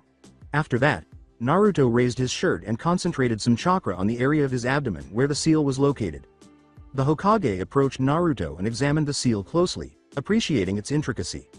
The original seal that kept Kyuubi in Naruto was surrounded by 3 circles inside of each other. 10 lines connected to the first circle formed a star like that. Naruto opened Hokage's eyes wide before continuing, saying, "This seal is much stronger than the one Yondaime created, but both could contain at least 5 Kyuubis without a problem. Though without the masterful seal the Yondaime put on to begin with, this seal would never have worked." Although Naruto was confident, he was rarely arrogant, so the Hokage smirked and asked, "Pretty confident in it, aren't you, Naruto?" Naruto smiled and joked, "Of course, I am the one who created it after all." As the elderly man smoked his pipe, he asked, "So, what do you call it?" Naruto leaned back in a chair and said, "Orichalcos no Fuin," with a casual air. The Hokage looked at Naruto's hair and gave the young man a little guilt trip. "So what else can you do that I don't know about, because I don't want to have a heart attack if I see you fight and pull something amazing. I'm old, you know, and knowing you, that stuff can happen."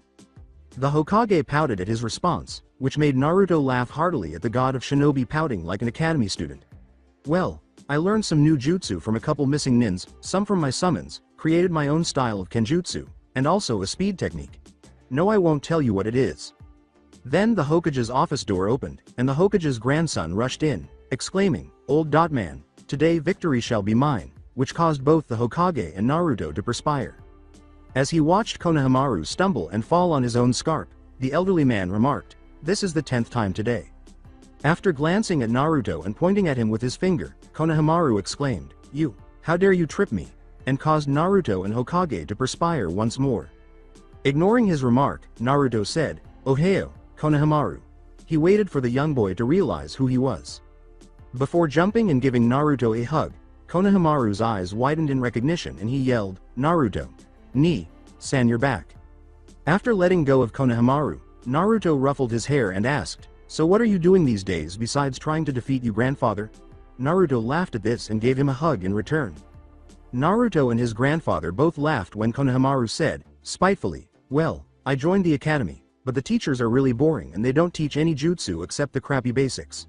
The hopeful, vivacious young man said, "So San, can you teach me one of your cool jutsu?"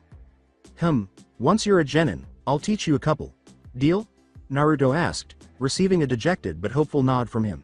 "Well guys, I have to go since I am kind of hungry from the traveling, so I'll see you two later." "Oh, and when is the genin team selection?" replied Naruto. The Kage answered, "Tomorrow at 10, but why do you want to know?" before posing his own query. The blonde responded with barely controlled excitement at the chance to see that red-eyed beauty once more. "I want to see the batch that graduated and maybe check out the Junin," she said. "Well, Yane," was said before Naruto vanished using the flame shunshin. As Konohamaru gazed in wonder at the location where Naruto vanished, he let out the cry, "Sugoi!" that reverberated throughout the Leaf Village. Now, Naruto was moving through the streets of Konoha, occasionally receiving strange looks from people in the vicinity. He was aware that these looks were ones of familiarity rather than hatred. Because he was wearing a cloak that remarkably resembled the Yondaime Hokage's, he was unaware that people were staring at him in that way. He made his way directly to the Ichiraku Ramen, his destination. Old man Tucci was cleaning the table when he arrived. "Old man, "May I have 2 miso and 1 pork ramen?" he asked after approaching him and sitting down. When the old ramen chef saw the new customer, he yelled, coming right up, "Ayame 2 miso and 1 pork." Naruto let out a sigh. It appears that he didn't recognize me, but he shouldn't have given the mask on. In an attempt to determine whether he would be a repeat customer, the elderly man inquired, "So are you new in Konoha?" Not really. I've lived here all my life, but went on a training trip about 3.5 years ago. Dare I say I'm your favorite customer?" Naruto was grinning inside. After giving him a close examination, Tucci made a note of any characteristics that might help him identify the person claiming to be his favorite client. He saw the red, tipped blonde hair and the blue eyes. When he realized that he would resemble Naruto if the tips were taken away, his eyes widened and he stammered, Naruto?" When Tucci finally recognized him, Naruto grinned and said, "In the flesh, old man." His eye smile was uncannily similar to one of the copy nins. "Guess what, Ayame, our favorite customer came back after a long time away," said her father as Ayame entered with the ramen, placed the food in front of him, and prepared to leave. "Where is he, Oto-san?" asked Ayame, giving him a curious glance. Tucci glanced at them and pointed to Naruto, who had just finished his ramen, before slyly asking, "Yo, how you doing, Ayame-chan?" Naruto used to call her that, but Ayame blushed at the nickname. He nods in response to the question, "Is that you, Naruto-kun?" Running to him, Ayame embraced him. "So Naruto-kun, what have you been doing for the past years?" she asked after letting him go for a few seconds so she could look at him. He was the main source of their business before he left, so they were quite worried when he said, "Aside from training and traveling, nothing much. How about you guys, how is the business going?" Ayame finished the ramen with a smile and said, "Well, better than before thanks to you." "What do you mean?" asked a curious Naruto, who was drooling a little from the ramen's aroma. Shinobi would come more often than they used to and they would mostly talk about Naruto. "Sama. It seems you've become quite famous around some shinobi," said the elderly gentleman with a wide grin. The fact that at least some people were recognizing him made Naruto smile. He decided it was time to leave, so he pushed his stool back and stood up to go, but not before saying, "It was nice seeing you guys again, but I have to go, so bye." He then jumped on top of one of the houses after dropping enough cash to cover the meal 100 times over. As Tucci gathered all the cash and a note stating that it was to make up for all the money they had lost while he was away, he yelled, "Come back soon, Naruto." Without turning around, Naruto waved his hand to indicate that he would, then vanished from view. The red-eyed kunoichi that had caught his eye that day so long ago was the subject of his thoughts at the moment. He had no idea why, but there's something about her that makes his heart skip a beat. He couldn't wait to see her again and maybe ask her out on a date or something, but he was fairly certain that she wouldn't accept his offer if she knew how old he was. She was also the most beautiful woman he had ever seen. Even on his journey, he didn't see a woman like her, and believe it or not, he saw a lot of tama. In fact, most of them were chasing him and trying to bed him. Although he was aware of her alias as Konoha's Ice Queen, he did not know her name. Before even considering asking her out on a date, he would need to find out from someone if she was currently seeing someone. He was too preoccupied to notice that he was in the middle of a training ground until a kunai approached. Had he not tilted his head, he would have been dead, or at least most people would have been dead.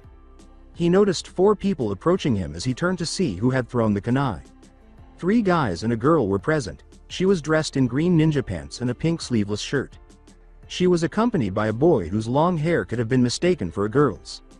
She, too, had brown hair. Naruto could tell he was a Hyuga based on the look in his eyes. He was frightened by 2 guys behind them. With the exception of one being taller than the other, they appeared to be identical. The taller one wore a Junin vest, while the smaller one wore white wrappers around both of his forearms. That was the only other difference. Their eyebrows resembled black leeches, and they both had the same bowl cut. The girl glared at the miniature clone and interrupted, "Gomen. My idiotic teammate suddenly decided to see if he could hit a target with a kunai, and it seems he totally missed." Naruto said, somewhat embarrassed, "Ah ha ha, you shouldn't be sorry. I was so engrossed in my thoughts that I didn't even know where I was, and I still don't." Making the decision to approach the tall blonde, she said, "I'm 10-10. She put her hand forward to shake his, and he accepted with pleasure. Naruto was further frightened when she pointed to Hyuga and said, "That's Hyuga Neji, who gave him a HNN, and added, "The taller one is our sensei Maeda guy, and the other is Rock Lee. We're Genin team number 9. Both of them gave him their signature smile with sparkling teeth. "I must know the name of the person who is as young as me and Guy. Sensei, the mini-clone exclaimed, giving a thumbs up. Yash, you must be a great ninja to be able to dodge my inferior throwing skill. As he and his teammates heard the mini-clone boast about his superior skill, Naruto flinched at the volume of his voice and began to perspire. He noticed that the two clones were shouting and hugging one another. Guy. Sensei. Lee. Guy. Sensei. Lee. And a sun appeared, and now there were two suns with crashing waves. As this was going on, Naruto turned to face Tenten and asked, are they always like that? In a tone that was slightly frightened. Tenten murmured, you have no idea. This is nothing compared to their other antics. You know, you still haven't told us your name. I apologize. My name is Uzumaki Naruto. It's a pleasure to meet you. Naruto bowed briefly to her. No one had ever even bowed to Tenten before, so she blushed a little. Guy stopped hugging Lee as soon as he heard Naruto call his name. He stood up, rushed over to Naruto, and exclaimed, D. Did you say you are Uzumaki Naruto? As his students wondered what it was about this man that so excited their sensei. When Naruto saw this man's face, he became alarmed and said, yes. Then, with wide eyes, Guy quickly pulled out a book titled, Autograph of Super Strong Allies and Rivals, opened it, handed it to Naruto with a pen, and exclaimed, Naruto. Sama, would you give me the pleasure of having your name in my precious book? Not knowing what to do at the moment, Naruto said, S. Sure. Then he opened the book and saw that the only name in it was that of Hitaki Kakashi. After signing the book and returning it to Guy, he vanished so quickly that he left a 3-second afterimage before it vanished. Guy and his clone exclaimed, Sugoi, he was so fast I didn't even see him go. The other two were stunned by Naruto's speed demonstration. To find out who that guy was, Tenten simply asked her sensei, Guy. Sensei, why are you so excited to see that guy? Also, why are you calling him Naruto? Sama. He doesn't look any older than us. Gazing up at the sky, Guy said excitedly, my young students, we just had the pleasure of meeting one of the strongest shinobi in the world. He is renowned Fenikusu Sannin of Konoha who earned the title at the age of 12 and should now be around 15 years old. He noticed that his students' jaws were on the ground and their eyes were as large as saucers. Their expression made him laugh because it was the same expression he had when he learned that Naruto had turned into a Sannin. Thinking that fate was playing a cruel trick, Neji stammered, T.da. That's I am. Impossible. Tenten said, he's too young to be that strong. Neji concurred, but was too shocked to say it aloud. Believe it or not he is and he gained it through hard work. Guy was staring at Lee who had a circle of stars around his eyes before yelling. Yash my youthfull Lee. We will up your weights and training so you can one day become strong like Naruto. Sama. Before that we will run 500 laps around Konoha for not recognizing our prestigious Sannin and if we can't do that, we will do 5,000 push. Up and if we. Tenten, fed up with the two fools, yelled, all right we get it, geez. Instead. Then she and Neji began to walk, both of them wondering how someone so young could be so strong. Even though Tenten couldn't see his face due to that damned mask, she still found his flaming hair cute. I will see his whole face, Tenten said. I promise. Though she didn't know why she cared, Tenten thought this with a hint of obsession and dismissed it. With Naruto, at the moment, Naruto was lying face down on the bed in his room at the Sarutobi estate. After today, he hoped to never see those nuts again. They seemed like wonderful people, but he couldn't handle their slightly eccentric behavior. In addition, he was contemplating what the future held for him before falling asleep. At 6 in the morning the following day, Naruto made the decision to complete his daily training and went to the Sarutobi Estate's private training facility. Naruto made the decision to conclude the morning training after 2 hours of kenjutsu practice. He showered and joined the rest of the family for breakfast. He then prepared to attend the academy. At the moment, he had a black sweater on with a phoenix image on the left chest. After donning his black trousers, he put on his cape and forehead protector before brandishing his sword. He thought he looked good when he looked at himself in the mirror. Now to put on the mask, was Naruto's thought, and he searched for it for 5 minutes without finding it. As he left his room, he noticed Konohamaru getting ready to leave for the academy by putting on his shoes. Naruto said, Hey Konohamaru, did you see my mask anywhere? And Konohamaru responded with a no shake of his head. Where did you put it last night ni.san? If I remember correctly, I put it next to my pillow before I went to sleep and now I can't find it and I also can't find the spare ones, Naruto said after giving it some thought. A bewildered Konohamaru, who had never had a fangirl, said, Why do you need it anyway? I mean with that face you could get any girl you want and you will also have fan girls. Naruto shuddered at the thought of being caught off guard by a group of women and said, "That's why I need the mask. I don't want any fan girls, because last time I got caught by them I was almost raped." The idea of being raped by women made Konohamaru pale, and he felt sorry for his Ni-san. Konohamaru said, "Well, Ni-san, I have to go to the academy or I will be late," and walked out of the room. After searching for the mask for 10 minutes without finding it, Naruto vowed to kick the human being who had stolen his mask. Office of the Hokage. A shiver went up the Hokage's spine as he was going through the evil paperwork, but he dismissed it. He was currently imagining how much fun he would have when Naruto got out of his mask. In order to watch him through the crystal ball, he would need to complete his paperwork quickly. Then the idea made him giggle perversely. Naruto prayed to any kami out there to protect them from being raped by fangirls before leaving the estate. He wished that he were ugly on that particular day. He made the decision to go to the Hokage office and ask for the room number because he was pressed for time before the academy began, and he shushined to the office. He arrived and saw the Hokage passing a crystal ball that was placed in an academy room before turning to face Naruto and asking, "How may I help you today, Naruto?" He was a little afraid that Naruto might discover that he had taken his mask. Naruto narrowed his eyes and said, "Ah, sensei, I need to know the room number for the graduating class." The Hokage sighed in relief, but Naruto dismissed it as insignificant. The graduating class should be in room 311 and it already started about 5 minutes ago, the Hokage replied. Then he gestured for Naruto to enter the crystal ball and look inside. When Naruto turned to look, he noticed a man speaking to the class while sporting a scar across his nose. Naruto nodded as he was about to scull out of the room before realizing, "Go to the room that has this teacher and you were in the right room, since I know you won't going inside the academy without your mask on." Naruto narrowed his eyes and asked, "How did you know I don't have the mask with me right now?" The Hokage thought he was caught and was perspiring under Naruto's eyes, but he thought of an excuse right away. The Hokage, who was pleading with Kami to accept Naruto's apology, said, "Ah, you see, I know because you would never come out of the without your mask on even for a second." Naruto left a relieved Hokage with the words, "Okay then, I will be leaving." A long time ago, in room 311, a girl with pink hair yelled, "Ino.pig, move out of my way. I'm sitting next to Sasuke.kun." A girl with blonde hair in a ponytail exclaimed, "No way, forehead girl. I am sitting next to Sasuke.kun." A child with black hair pulled back in a ponytail said, "TCH, so troublesome. He had a pineapple-like head." Both girls yelled at the child who raised their voice, "Care to repeat that pineapple head, lazy bum?" Unfortunately, because he was lazy and had pineapple head, he was given these nicknames.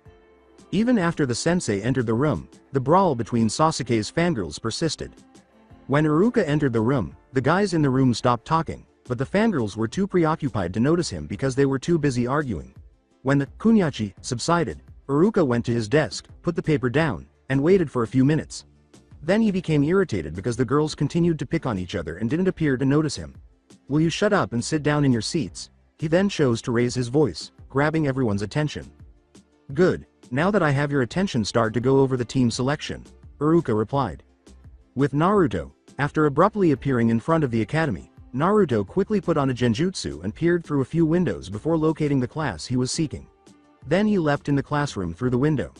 Unless they were genjutsu experts, he didn't think anyone in the class would notice him. He employed a jutsu of a rank. The teacher was about to announce the team when he entered the classroom. Alongside Iruka, as per Hokage Sama's directive, Uchiha Sasuke and Sakura Haruno will join Team 7 under Hitaki Kakashi, while Inuzuka Kiba, Aburame Shino, and Hyuga Hinata will join Team 8 under Yuhi Kurenai, next team. "Why must we cooperate with them, Iruka-sensei?" A child with a dog on his head, who was staring at Haruno and the Uchiha, asked. The boy was silenced when Iruka responded, "Because Kiba, they're one member short, so Hokage Sama decided to join both teams." Now, as I was saying, Team 10 under Sarutobi Isuma will be Nara Shikamaru, Akamichi Choji, and Yamanaka Ino. Ino was protesting that she was stuck with a fat ass and a lazy bum while the forehead girl was with her Sasuke.kun, but she was interrupted by an Iruka glare. One of her teammates muttered, "Troublesome," while the other was eating chips. "Please be patient until you're June." But 3 figures entered the room before he could finish. 2 men and a woman were among them. When Naruto saw the 3 chakra signature approaching the room, he turned to face the door. A woman appeared behind the 2 men as they entered. Since it was Asuma, he saw the first person. He couldn't place the next person, but he was fairly certain he saw them somewhere. The right eye was visible, but the left eye was hidden by this person's Hide.8. His silver hair was slightly forward and spiked upward.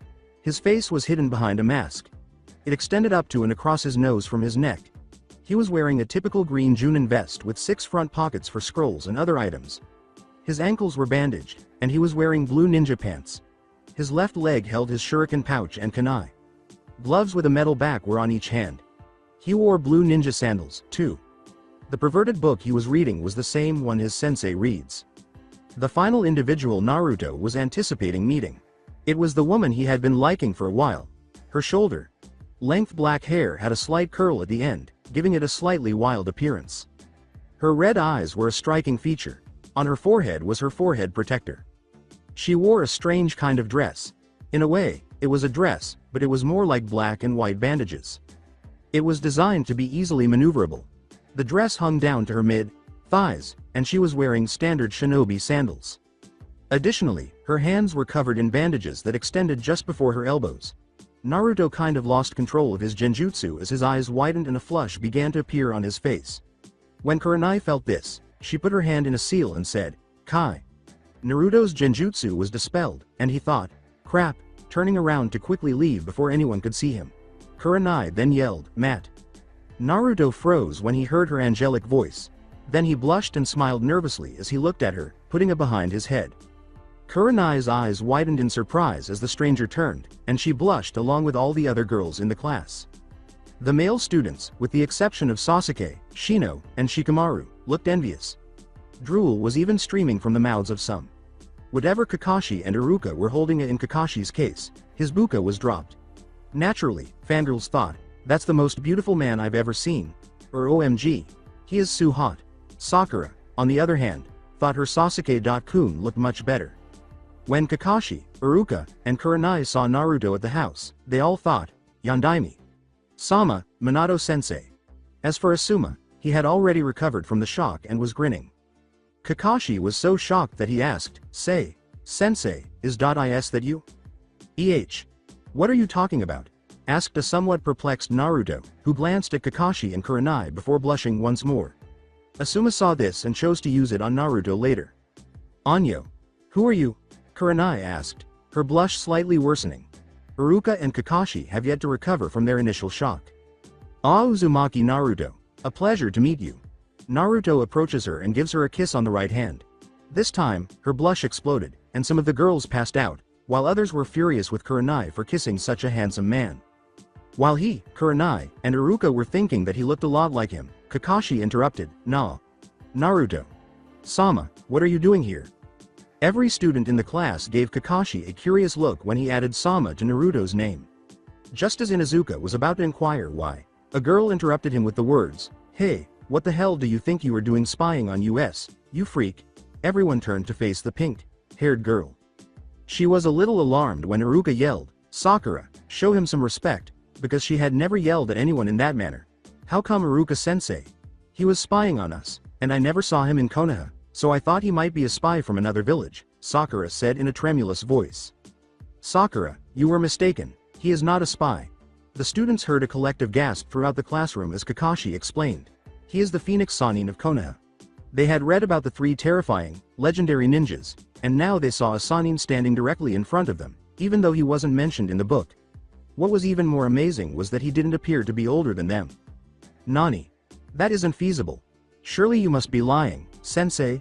Half stumbled, and the other half asked Kiba to go to Iruka. "It's true, Kiba."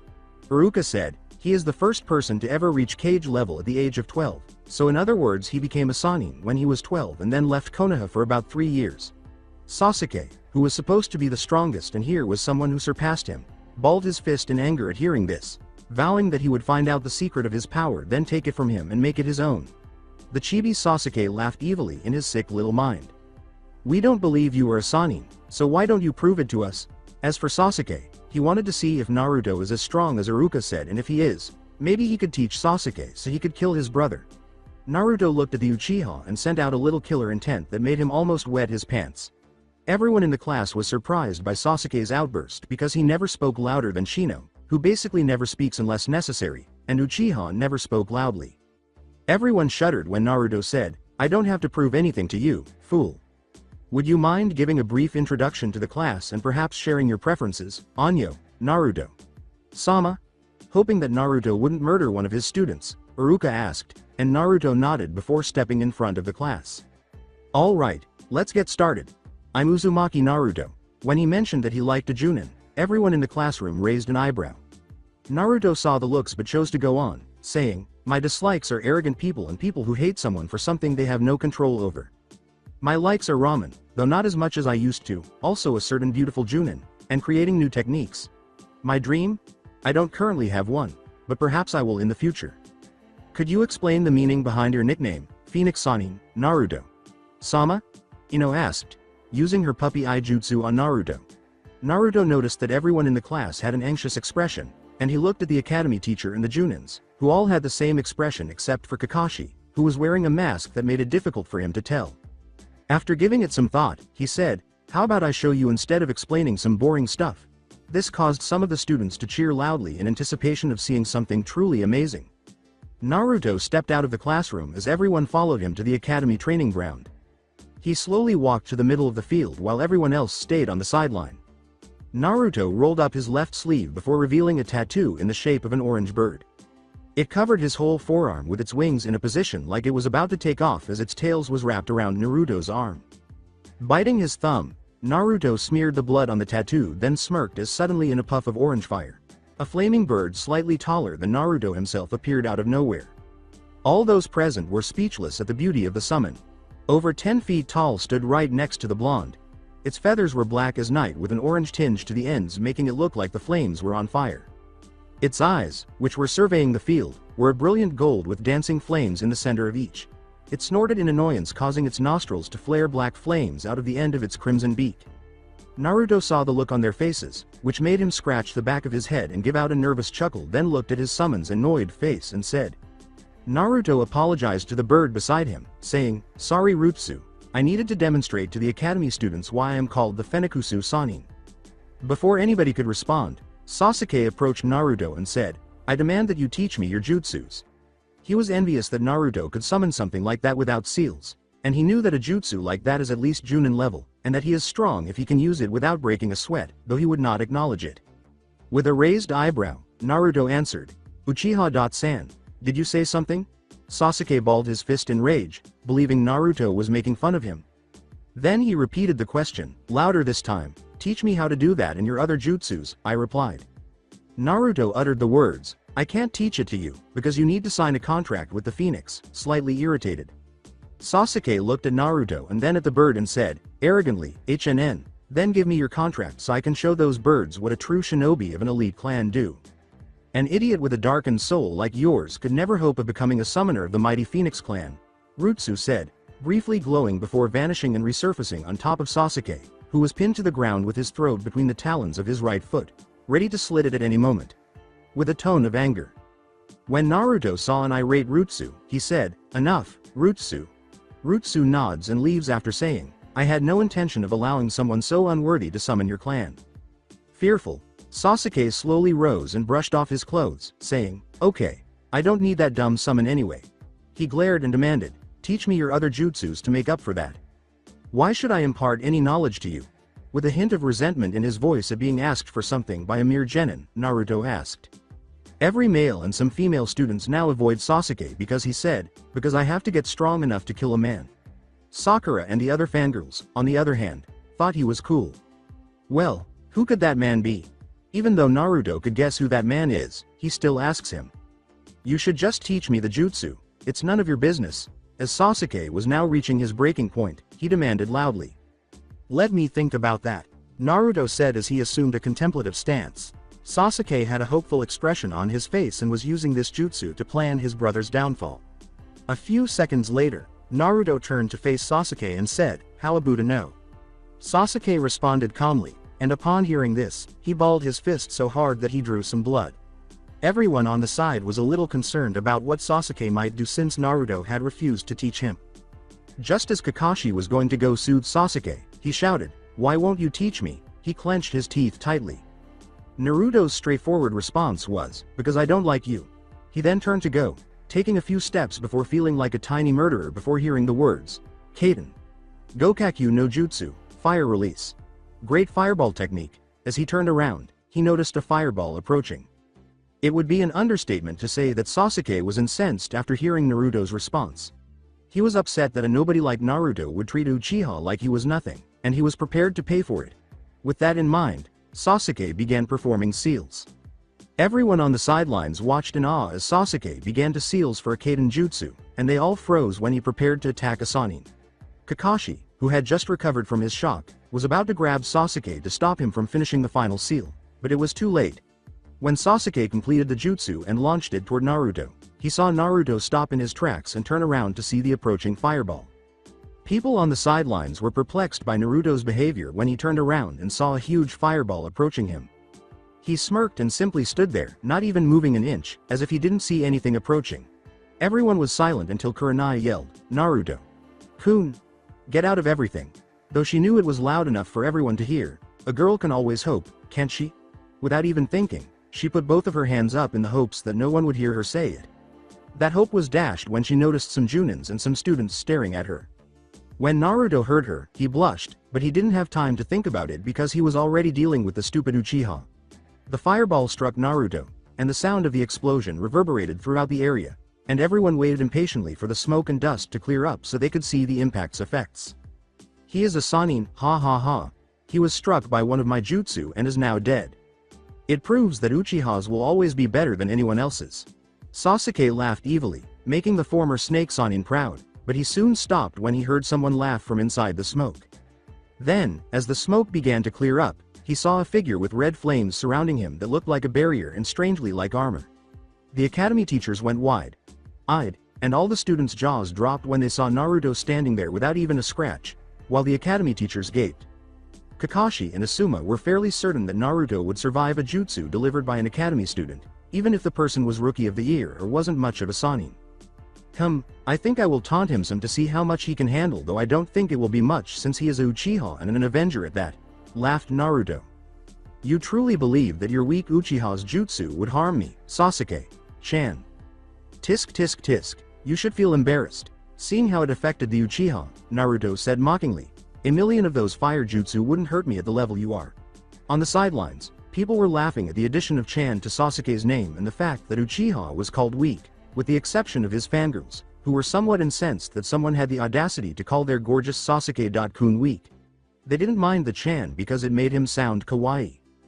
Being called weak made Sasuke furious, and he would prove to the person that Uchiha is strong, even if it meant killing him, which shouldn't be too difficult given that he comes from a prominent clan. After removing a number of kunais from his pouch, Sasuke remarked, I want to see how you block this." "Matt." Iruka attempted to yell, but he was stopped when he noticed Naruto raise a hand and signaled for him to keep quiet and let Sasuke do as he pleased. Iruka stammered, "But. Iruka-san, don't worry. I just want your student to try to vent his anger on me because it seems like he has a lot of anger inside of him." Iruka gave Naruto a worried nod when he smiled and said, "That is if he can." "Well, what are you waiting for, Uchiha?" Sasuke gave Naruto a big smile, and his fangirls cheered him on. The loudest of them was the girl with the pink hair, who yelled, "Go Sasuke! Kun, kick his ass! I know you can do it since no one in our age group is stronger than you." Naruto added, "I will only use one finger against you, that should make it easier for you to beat me, and I will also teach you that jutsu you wanted if you could make me bleed," trying to encourage him more. At this point, some of the students gave her the, "Are you stupid?" look from the Junins and Chunins teachers, which also caused her to perspire. After giggling at what she had said, Naruto turned to face Sasuke and remarked, "Well, you certainly have some devoted fangirls, don't you? Sasuke is getting a tick on his head. A card inviting you to attack Maya, what are you waiting for?" Sasuke then threw several kunais at Naruto, which he easily evaded, and when he reached him, he swung the kunai across his chest in a vertical line. Everyone's time seemed to slow down as they saw the kunai about to hit Naruto's chest, but it stopped by something. They couldn't see clearly, but when they looked closely, what they saw made everyone either wide-eyed or jaw-stuck. They looked at Naruto and Sasuke again to make sure they weren't dreaming, and then they saw the same scene, with Naruto having just stopped Sasuke's attack with just his index finger, surrounded by black lightning that made a faint crackling sound. Nani? Sasuke stammered when he realized that only one finger had stopped his attack, but he was even more shocked when Naruto began using incredible strength to push the kunai away. Naruto said, "With that kind of strength you'll never be able to pierce through this electricity and also never be able to kill the person you mentioned, and the path you choose will never give you power," after pushing the kunai away from his body by a few inches. Recall that. Naruto then withdrew his hand and quickly stabbed Sasuke in the shoulder blade with his index finger. At this point, Sasuke froze when he felt something go inside his body, and then he felt a sudden jolt of pain that made him feel like he had been hit all over. He gritted his teeth to keep from screaming out for a few seconds, but he couldn't take it any longer, so he screamed out as loudly as he could, but not before hearing Naruto whisper. "Shigen," on the sidelines, girls had their hands over their mouths, and the boys had a terrified expression on their faces due to Naruto's power. I had so much fun beating up Sasuke, and I am sorry for doing that to him if there is any Sasuke fans. But I honestly hate him a lot. When Naruto turned to see who it was, he saw the girl with the pink hair who was supposed to be Sasuke's teammate along with Team 8. She approached Sasuke, held him, then turned to face Naruto and yelled, "Yo! You demon, what the did you do to my Sasuke-kun?" Naruto froze when he heard her say that, including everyone that knew about his secret. Flashbacks of the past started to flood Naruto's mind, and he subconsciously started to release massive amount of killer intent that made most of the genin pass out, and the one that were conscious were on their feet shaking like madman. Even the experienced Junins were sweating under the pressure of the killing intent. When Naruto realized that he was releasing killer intent, he immediately stopped. Looking around, he saw conscious people were breathing heavily. He gave everyone an apologetic look and said, "Gomen, Mina.san," earning a faint nod from some of them. When Naruto saw the fear in Sakura's eyes, he said, "You are lucky that I am happy today." Everyone made a mental note to never irritate him, because if he was happy, they never wanted to see him angry. With a look of shame, Naruto scratched the back of his head and said, "Sorry, Kakashi.san. Uchiha probably won't wake up for another day or two, so I guess you'll have to postpone your exam. I think you should try to make him give up on that revenge thing."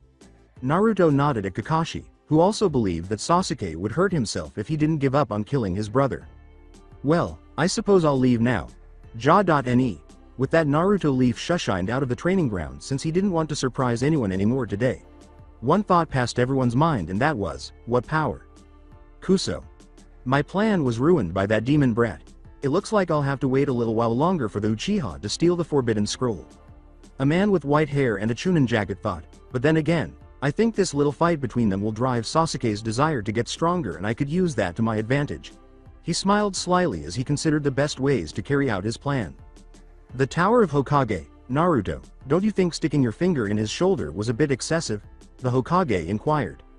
Oh, please, sensei, you cannot claim that you wouldn't act similarly if you were in my position.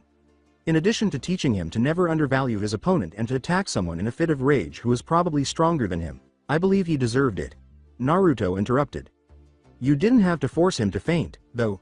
Sarutobi drew lethal smoke from his pipe and said, Kamai knows when he is going to wake up, and based on the look on his face, I would say it would take a while. Naruto shrugged at his sensei's words. Well, how did you feel about the other clan heirs besides the Uchiha? Asked an inquisitive Hokage who wanted to know what his pupil thought. The Hyuga heir gave off the impression of being timid and lacking self-confidence. It seemed like the Inuzuka brat was noisy. Aburame is quite reserved, which is to be expected. Like everyone else in his family, Nara is lazy. The Hokage laughed and gestured for Naruto to go on. It appeared that Akamichi consumed a lot of chips. Like the Haruno, Yamanaka is a fan of the Uchiha. In his contemplative stance, Naruto stated, in general, I would say they all have a lot of potential to become great shinobis in the future, if they put their mind to it. Hokage nodded in agreement with Naruto's assessment of everyone.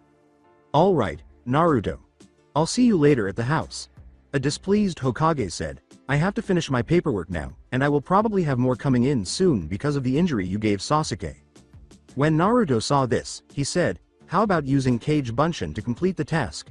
Making Sarutobi's eyes as big as a saucer, he began repeatedly banging his head against the desk and muttering, why didn't he think of that? Naruto laughed at his sensei's foolish behavior and decided to leave the old man alone for the time being, so he left the room. As he left, he noticed the Hokage's female secretary staring at him with a huge flush, but he ignored her and just left the building. Konoha's unknown area. Two figures were barely visible in a dark room. One was kneeling down 10 feet in front of him, and the other was seated on a chair. Report. demanded the individual seated in the chair, who appeared to be at least 60 years old based on the tone of his voice. The figure in front of him said, "Uzumaki Naruto, the Phoenix Sannin of Konoha has returned to the village yesterday, sir." "I understand. What is the state of affairs in Oto?" "The Hokage has agreed on our terms and he will help us carry out your plan, that is if we help him reach his goal." "All right, you are dismissed." "Hi, Danzo. Sama." The individual on the ground vanished after saying that. The room echoed with Danzo's wild laughter as he said to himself, "Sarutobi, you will regret not giving me the Kyuubi brat." 2 days have passed since Naruto, who just so happened to enjoy setting the Uchiha down, admitted Sasuke to the hospital. Naruto has been hoping for more opportunities to dismantle his mountain-sized ego and put the Uchiha in his place ever since that day. He didn't have time to consider that, though. Girls were Naruto's current issue. Naruto had been training more diligently than usual for the last 2 days because he had nothing else to do. He went out to find Kurenai, but he was unable to do so because he was being pursued by fangirls, which is why he didn't spend much time outside. He was practically raped by some female shinobi yesterday. When they are hunting down a hot guy, like savages, they seem to get stronger, and he forgot to remove the gravity weights. Since he would always get jumped when he stepped outside the Sarutobi mansion, he was unable to purchase any masks. Since the majority of people could already see Naruto's face and henge didn't seem to work, he no longer saw the point in purchasing a mask. Thus, he was exhausted from the continuous training. Office of the Hokage, Naruto was currently discussing the suspicious activities that have been occurring near the Suna border with the Hokage. Some foreign ninjas were observed entering and leaving Suna during the late hours, and there appeared to be more Suna ninjas patrolling the area than usual. Normally, Naruto wouldn't be too concerned about this, but when he asked the Hokage if he had assigned any missions, the Hokage said he couldn't remember ever sending any ninja there in the previous few months. It also seemed a little strange that some Konoha Anbu were also sneaking around. A curious Hokage inquired, "So where have you heard this news, Naruto?"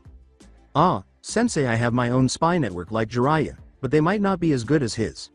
Still they are good enough to know these kinds of things. And they are getting better at collecting information without being found out," replied Naruto. "So are you going to send anyone to go and investigate?" replied Naruto. After taking a drag from his pipe, Sarutobi said, "I want you to go and check this out, Naruto." An irritated Naruto said, "Nani, why me? You could send some Anbu to check it out." "Well, more than one person could be found out easily and there are not many available Junin to send. Besides you really have nothing to do in Konoha and you could get away from your girls. You are also the strongest person in the village so it would be a waste to not use your skill." The Hokage proudly stated that he hoped Naruto was going to take the bait. And when he saw Naruto's wide-eyed expression, he was certain that Naruto did. The Hokage was asked, "So will you be taking this mission?"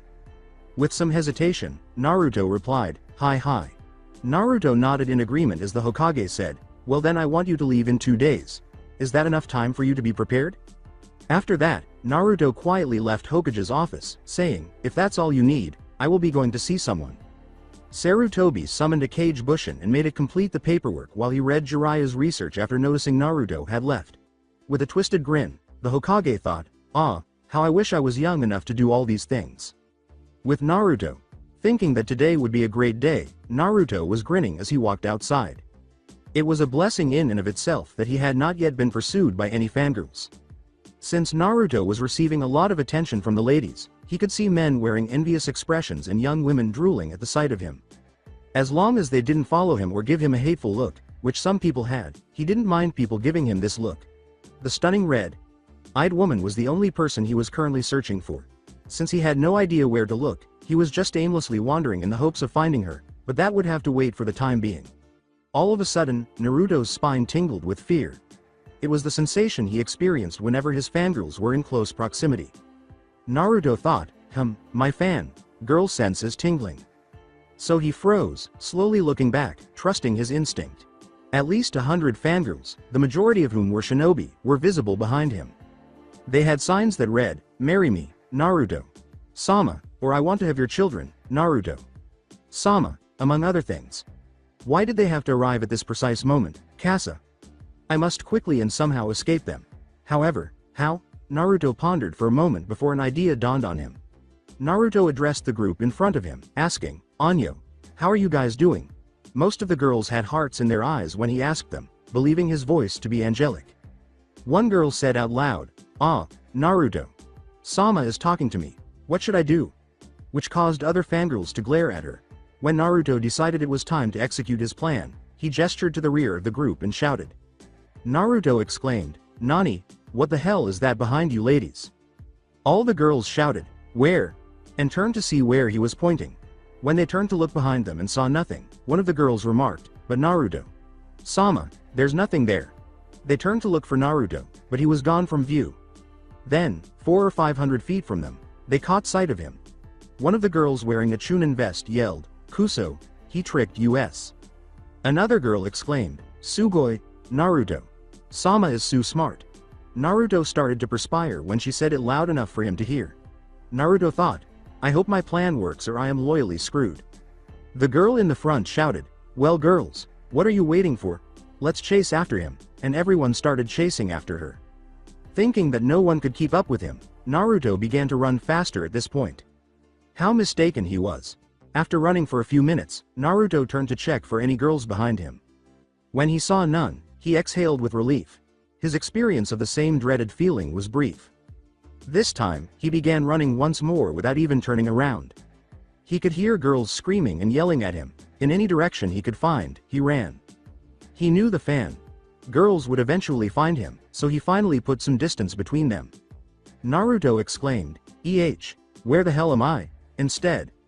About 3 days ago, he was fairly certain that he was lost once more, but this place felt familiar, and he was reassured by the presence of the two individuals who frightened him even more than his fangirls. They were the clones. The Hyuga and the girl Tenten, if he remembered correctly, were with them. With everyone staring at him, Naruto's attempt to move away from them in the hopes of avoiding attention was thwarted. Tenten's head felt like it was about to blow up because she was so flushed. Guy's eyes widened, and his other two pupils couldn't figure out who this individual was. Gade, Yandaime, Sama. He's so hot, damn it. As Tenten stared at the man in front of her and drooled a little, she thought, way hotter than Neji. As he compared clothes, a jealous Neji thought, how dare that guy wear those flashy clothes? It should be me who gets to wear them. The man gave them a crazy look, but the blushing Tenten ignored it and asked, Anyo, who are you?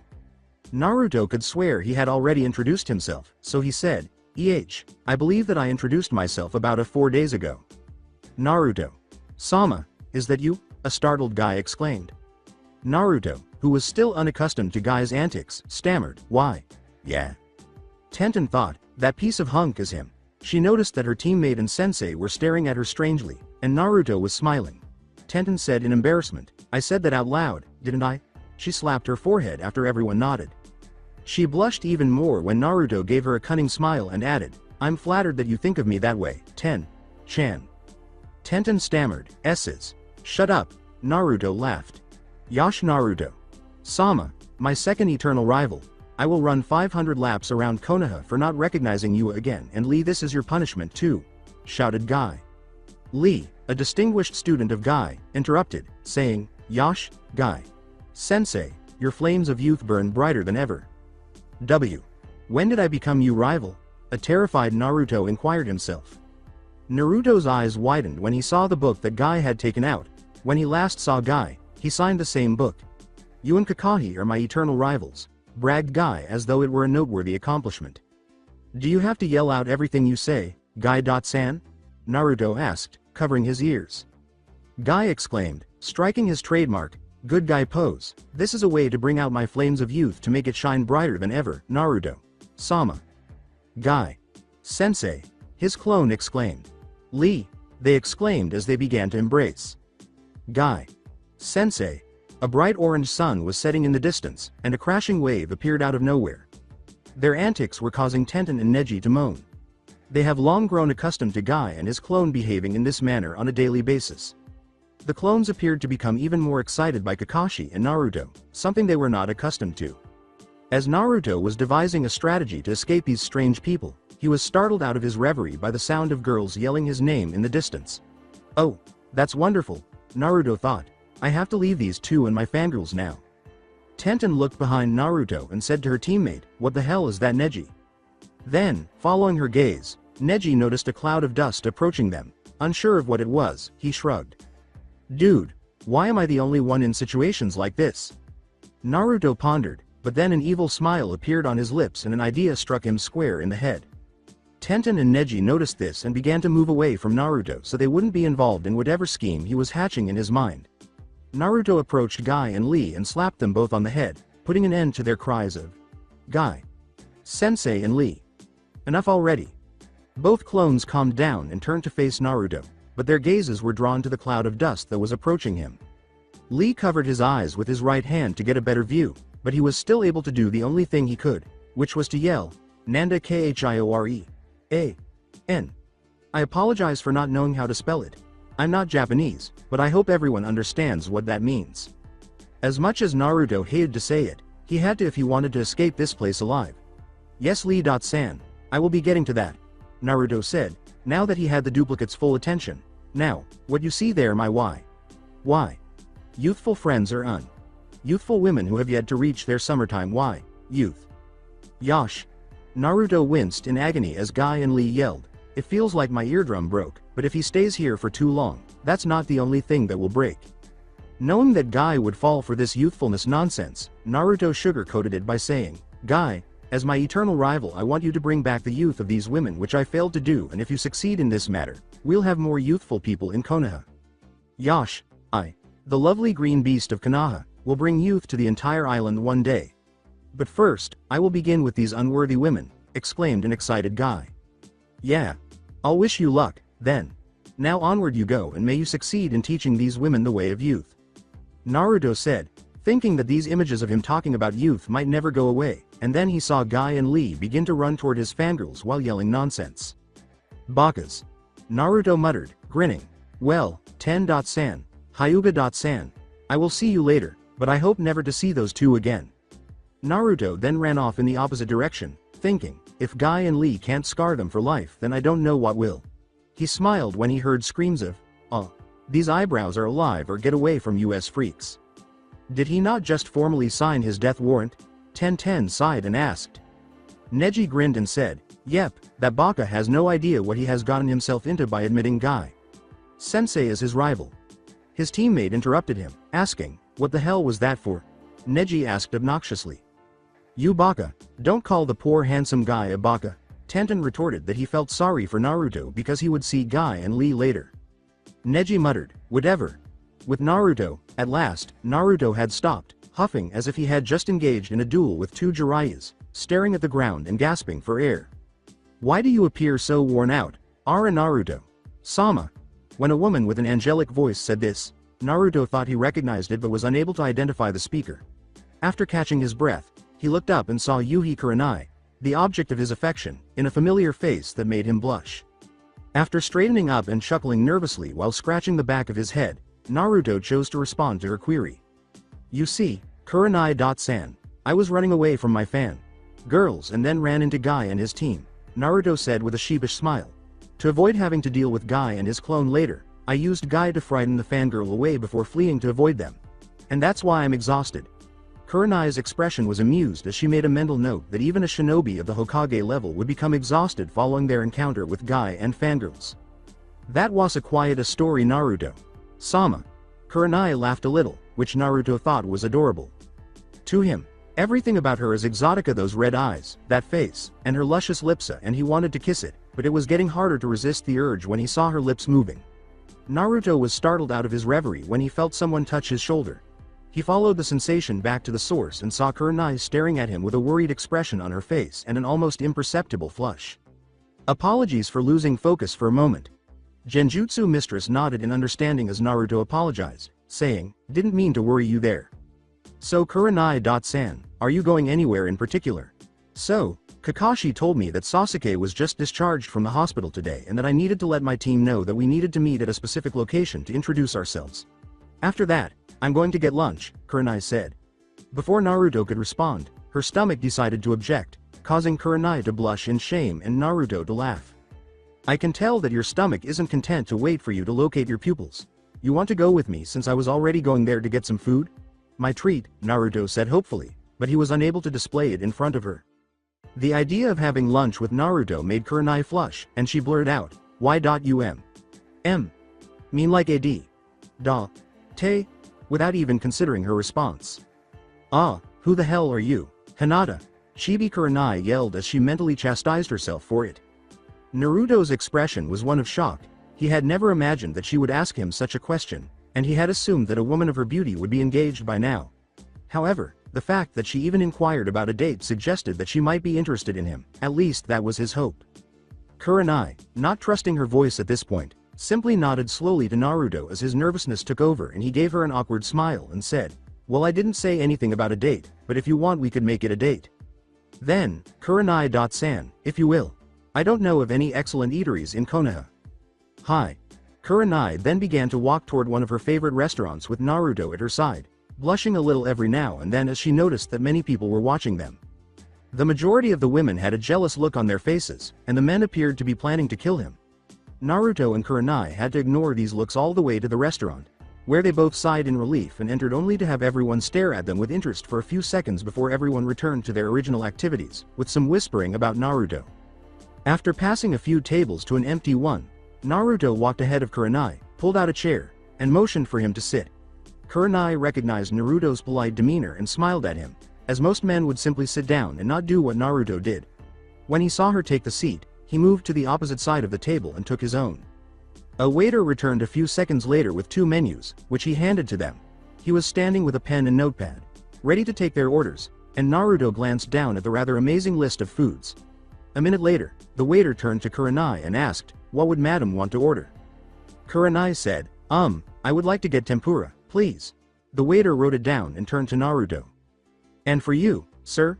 Both Naruto and Kurenai noticed that the waiter's question had a hint of malice in it.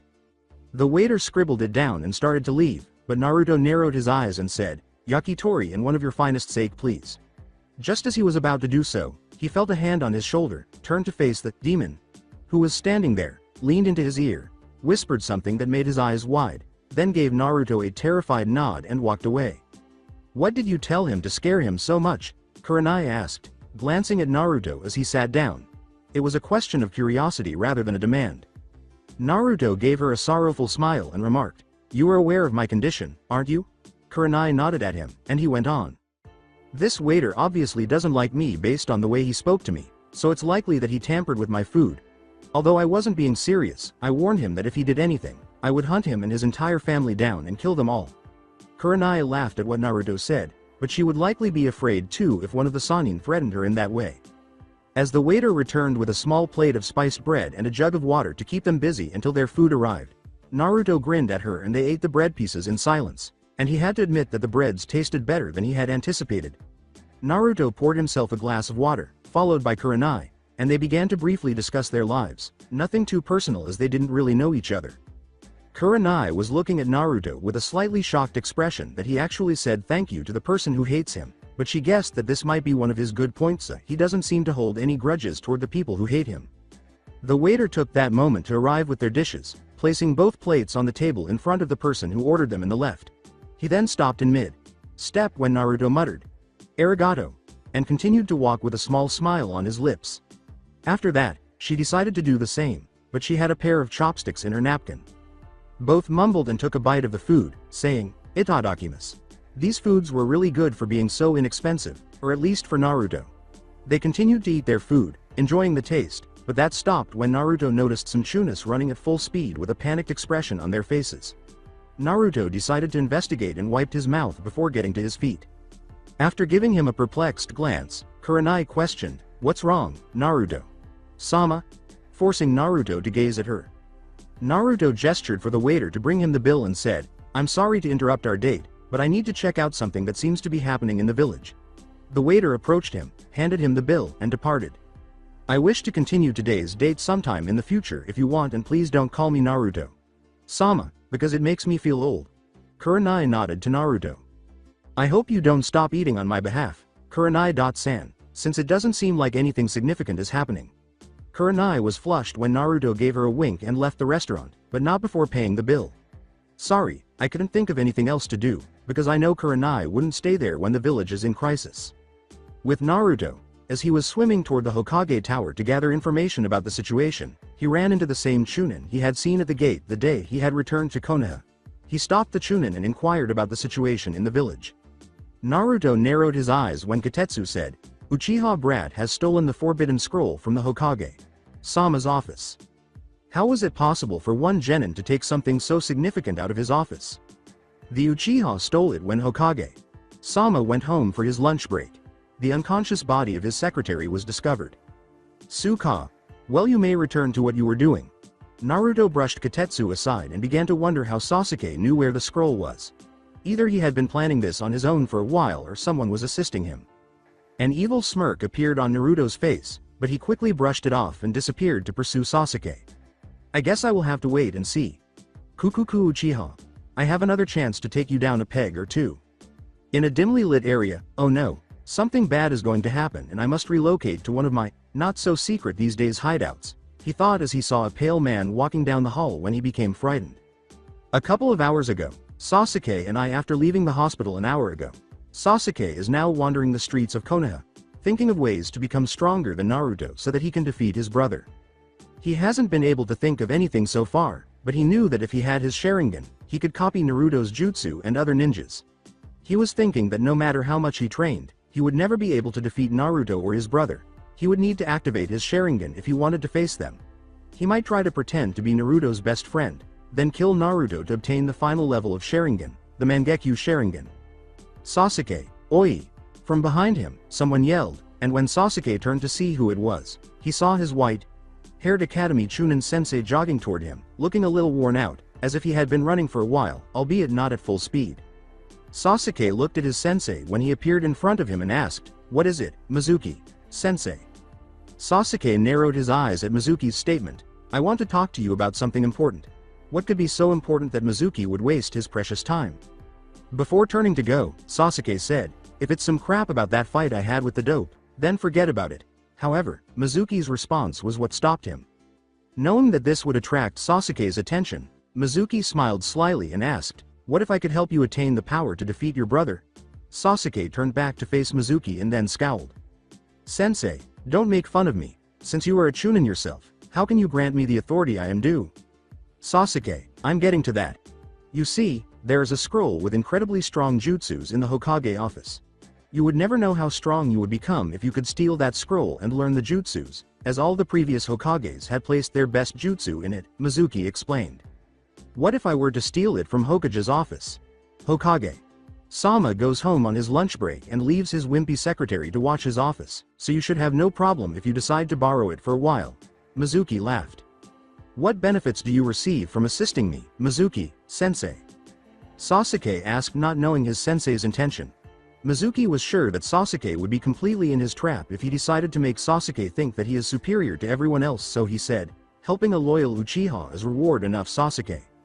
Mizuki told him, "I would have helped you a long time ago, but the Hokage forbade me from helping or giving you any pointer." Sasuke gritted his teeth when Mizuki said the last part, but he was proud that someone recognized his greatness. Mizuki saw that it worked, and since the fool had fallen for that ruse, the only thing left to do was to tell him where the scroll was and where the best place to master strong jutsu.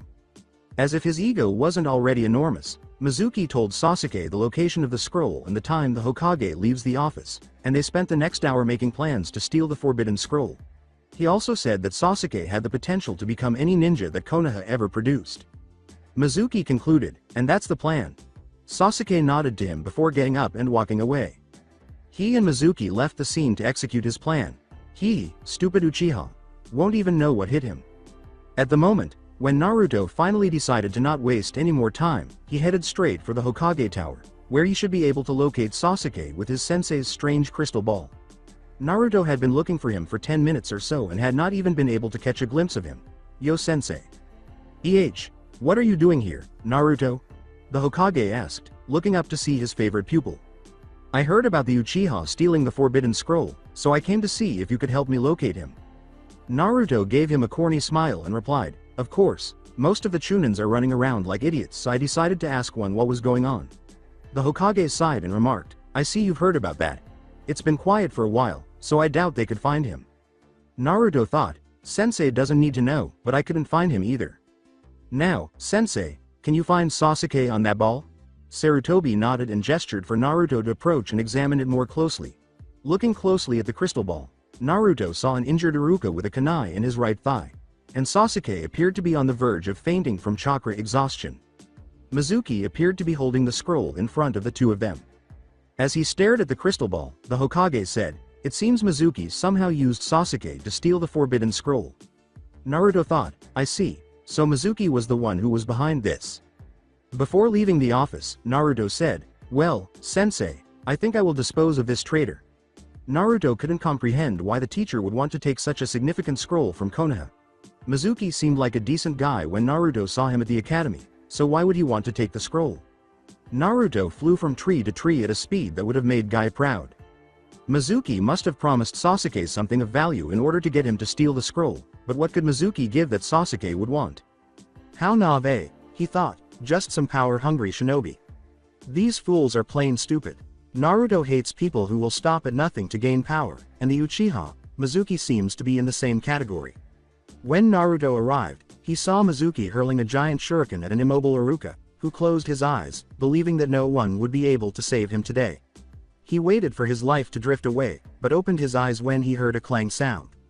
He saw a figure wearing a cape with the kanji for Phoenix Sannin on it, holding in his right hand an elegant nodashi with a red blade without a guard. The blade was at least 4.5 feet long, with a 7-inch blue hilt bearing a seal, and it had black flames on the edge. Iruka was staring at the blade in wonder. "What do you think you are doing with the forbidden scroll, Mizuki?" Naruto spat out after glancing at Mizuki.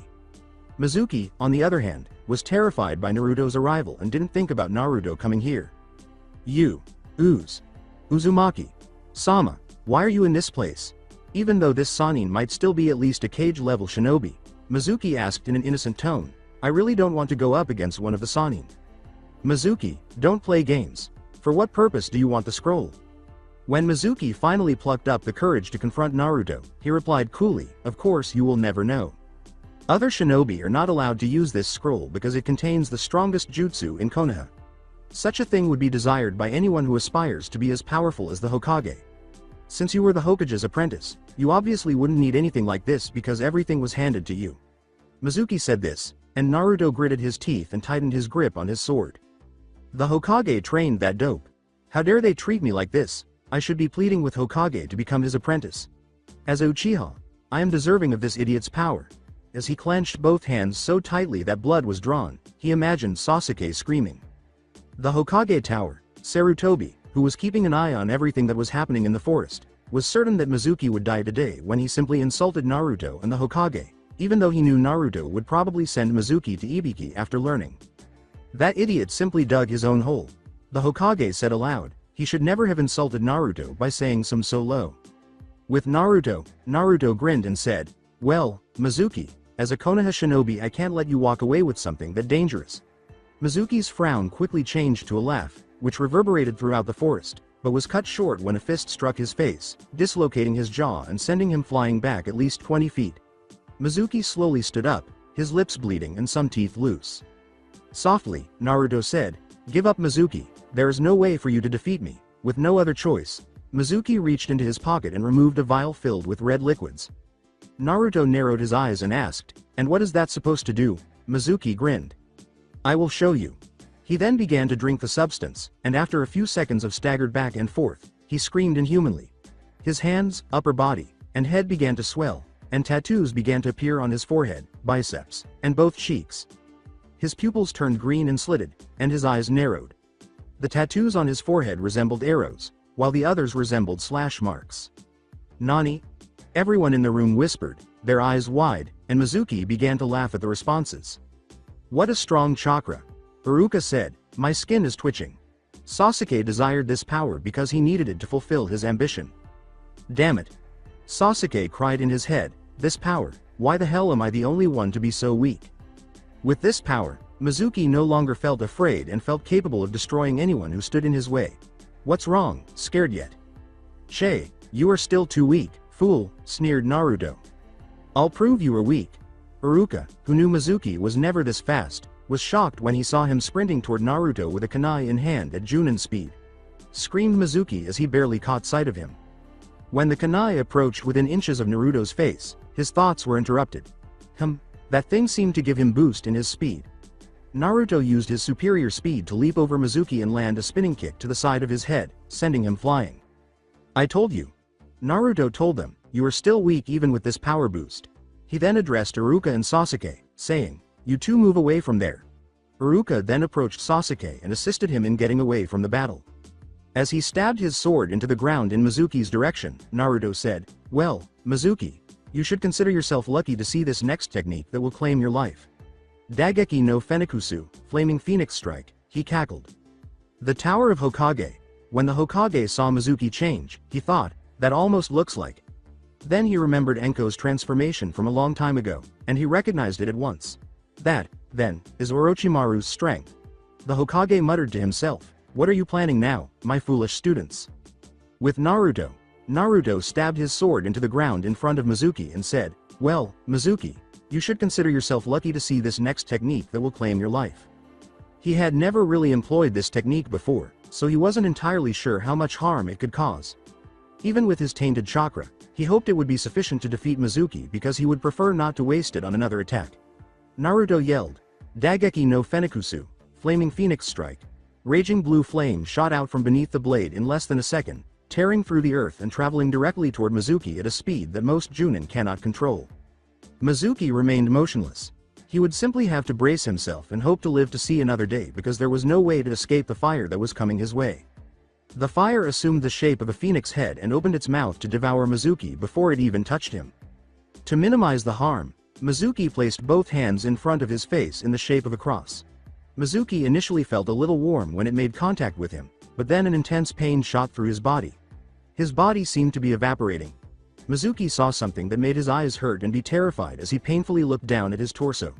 Throughout Konoha, he screamed inhumanely, causing everyone to shudder in terror. When it came into contact with Mizuki, a bright light was produced that caused Sasuke and Iruka to cover their eyes to prevent blindness. Naruto had a neutral expression on his face as he looked in Mizuki's direction. He was eager to view his creation. Everyone in the area was hit by the smell of burning flesh after the attack subsided. Naruto turned away after realizing what his jutsu had done. Mizuki was now ooze, if you will. Now his blood, flesh, and bones were one. Iruka and Sasuke turned to watch the scene that was causing Sasuke to gag. Iruka had to suppress the urge to throw up like Sasuke because he had witnessed similar scenes during the Kyuubi attack 15 years prior. Naruto approached and removed the scroll from Mizuki's body. It appears to be protected from damage by some kind of seal.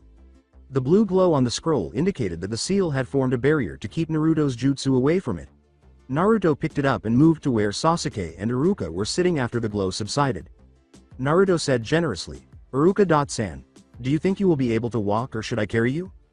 It's okay, Naruto. Sama, and my wounds are not that bad, Iruka said, shaking his head. Be prepared for your punishment, Uchiha. Naruto said icily as he nodded to Iruka and turned to face Sasuke. Sasuke merely grinned to himself without saying anything. He saw the first technique in the scroll, which he attempted to learn, and he was fairly certain that by the time he had to battle another person, he would have mastered it. He reasoned that the penalty wouldn't be that severe either. After all, he was a Uchiha. He was more important to Konoha than this idiot Sannin. Delusional much? Without the Uchiha family, Konoha wouldn't be as powerful as they are today. Sasuke nodded mockingly at Naruto, who was pondering.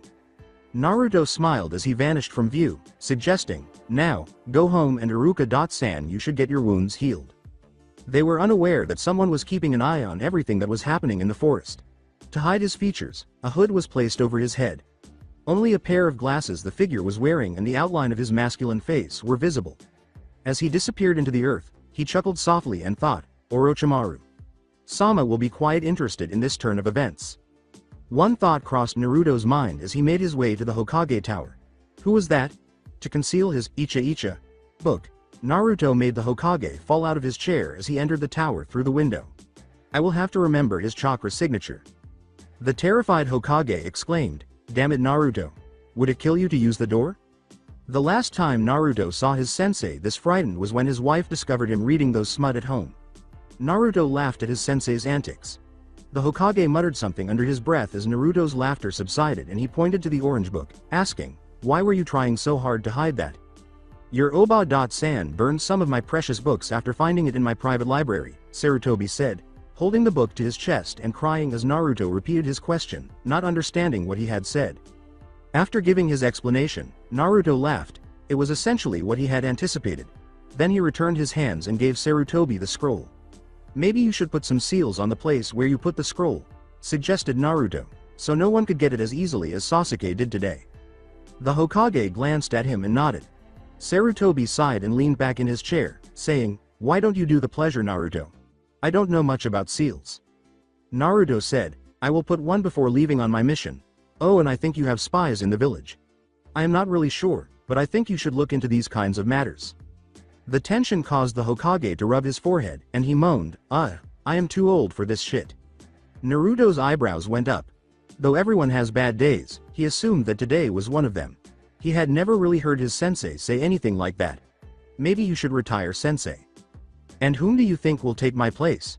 "Jiraiya is always with his research." Tsunade never even returned to Konoha after she left this place a couple of years after her lover died. "The only choice would be you." The Hokage sighed and sucked on his pipe. "No thanks, sensei," Naruto snorted, adding, "I wouldn't want to rot in this office at such a young age. I had a way out, damn it." As the idea of him taking over the job was snubbed, the aging Hokage thought, "So Naruto, did you create the jutsu you used on Mizuki, or someone taught you during your 3 years training?" He had nothing else to discuss with his student, but it was a good question because he wanted to know what his student could do. "Actually, during my training I did a lot of training with the Phoenix and learned to cope with their special abilities, and after I was finished, I got this sword and with it a couple of techniques." Naruto was pointing to the sword on his back. Rewind. In front of the Phoenix summon, Naruto stood. He finished his arduous training with a variety of phoenixes. He had no idea that phoenixes came in so many varieties. The fact that there was another phoenix larger than the boss, albeit not as powerful, astounded him. When Naruto questioned Rugen about why he was smaller than Rutsu, he was told that it was because he was the oldest phoenix and, although phoenixes always rise after they fall, he had aged and lost most of his strength. "Alright Naruto, for finishing you training I will be giving you the Sword of Phoenix, as its official holder. This sword is passed down from generation to generation to all the boss, and the boss is supposed to give it to the summoner of the Phoenix if they are deemed worthy," explained Rugen as a sword appeared in front Naruto as well. Naruto was astounded by the sword's beauty when he first saw it. He was amazed that he now owned one of the most exquisite swords he had ever seen. "With this sword, you'll be able to perform many different kinds of techniques, and I will foresee your training from here on until you master the techniques." Rugen saw his surprise but went on anyway. "Understood?" Naruto nodded. Rugen said, "Okay. Take a break for today, and from tomorrow onward your moral training will continue." He departed in the same manner that he presents himself to the world. Naruto approached the sword, picked it up, and practiced swinging it a few times. It felt so natural in his hands for some reason. Flashback end. "So you see, that was one of the technique that could only be performed with this sword," summed up Naruto. The old Kage inquired, "Do you have a name for the sword?" Naruto grinned when he remembered Rugen telling him the sword's name. "It's called Muramubi, Passing Dream. Fire." Wah. Sarutobi was abruptly interrupted when he heard a voice that he could only recognize as Konoha's Green Beast, made a guy yell out, "Pervert," followed by another scream. Given that Jiraiya isn't present, why would someone yell, "Pervert," and then Guy scream as if he were being assaulted or something? With Guy earlier, standing on the side of an empty street, Guy and his pupil appeared to be discussing a significant topic. "Lee, it's time I teach you about talking to women," Guy exclaimed, striking his trademark good guy pose. "Yosh. Guy. Sensei," exclaimed Lee, intently listening to his sensei's words. After that, he pulled out a book and wrote down every single word that was being said to him. "You have to figure out what they like so they feel you are interested and care about them," recommended by Guy. Lee scribbled everything down, being careful not to miss a word, and said, "Hi, I understand." Then, pointing to a woman who was strolling with her dog, Guy said, "See that woman over there? She likes dogs. Watch me appeal to that." He then approached the woman and struck his iconic pose, eliciting glitter all around him. "Hey sweetie. Tonight, just you, your dog, and me must enjoy the pleasures of youth together, as my fiery passion demands." The women blinked for a few seconds as they processed this strange man's words. Then it dawned on her. "Ah, you are a pervert," she yelled, then gave her dog the order to attack his special area. Guy started running as quickly as he could because of this. "Ah, I just suggested that we go for a run together," while rushing to save his hide, Guy yelled. "Yosh. The guy. Sensei is ablaze." Being the fool that he is, Lee yelled, "I don't know what's going on." At the moment, Naruto, what was I saying? The Hokage asked, forgetting what he had intended to ask Naruto. What did you end with before someone screamed? Since you can't remember, I will be taking my leave. Naruto got up from his chair and leapt out the window, landing smoothly and beginning to explore Konoha to kill boredom. He assumed that everyone was either eating lunch or perhaps taking a bath, so the only options he had at the moment were to go home or visit the Hokage monument, which seemed like a good option at the moment, so he started in that direction. If only he could bring Kurenai there. Regarding the red-eyed goddess, she was presently conversing with her best friend Anko while taking a bath in the hot spring. Kurenai, where were you at lunch today? You didn't show up at the dango shop where you said we would meet. Kurenai shrugged as Anko frowned and said, I searched almost everywhere for you. With a slightly dreamy smile, Kurenai said, I actually went on a date today and then I had to talk to my team. Anko's eyes grew as big as a saucer. Kurenai was referred to as Konoha's Ice Queen because she had declined every date that was ever offered to her. Now that she has learned that Kurenai did accept a date, she assumes that whoever it was must be something. Anko gave Kurenai an inquisitive yet sly glance. Kurenai thought her eyes would melt her. With her face an inch from Kurenai's, Anko snarled, details. This made the red-eyed woman uneasy. It wasn't much of a date really. He asked me if I wanted to eat lunch and like a blabbermouth, I asked if it was a date. So he said if I wanted to make it a date it would be okay. And in the middle of the date, he left me in the restaurant because of that Uchiha incident. Explained Kurenai as she pulled Anko away from her eyes. The kunoichi in fishnet asked, are you going out with him again? He asked me if I wanted to continue today's date, the red-eyed beauty revealed, blushing slightly, I might. Kurenai gave her an irritated look as Anko smirked slyly and said, I think you should go for it. I mean I don't want you to die a virgin. Stop talking, Anko. We had a brief date today, and I'm not even sure if it was appropriate. Even though he is attractive, he is too young for me, Kurenai said, stuttering a little. All right, spit it out. Who is this guy? Anko, who was now genuinely intrigued, asked. After fidgeting with her finger for a while, Kurenai said, it's Uzumaki Naruto. With a sigh of relief, wanting to get that out of her. Because she was afraid Anko might be too critical, she didn't want Anko to know who it was. Wow, man. Without even blushing, Anko exclaimed. I was hoping I could get into the Gaki's pants, and now you tell me you're dating him. At least Kurenai was modest enough to blush. Anko, here, we're discussing me. All right, Anko pouted. You ought to date him, in my opinion. I believe he is a decent person. He may be younger than you, but that doesn't matter. Many people date someone who is younger than them.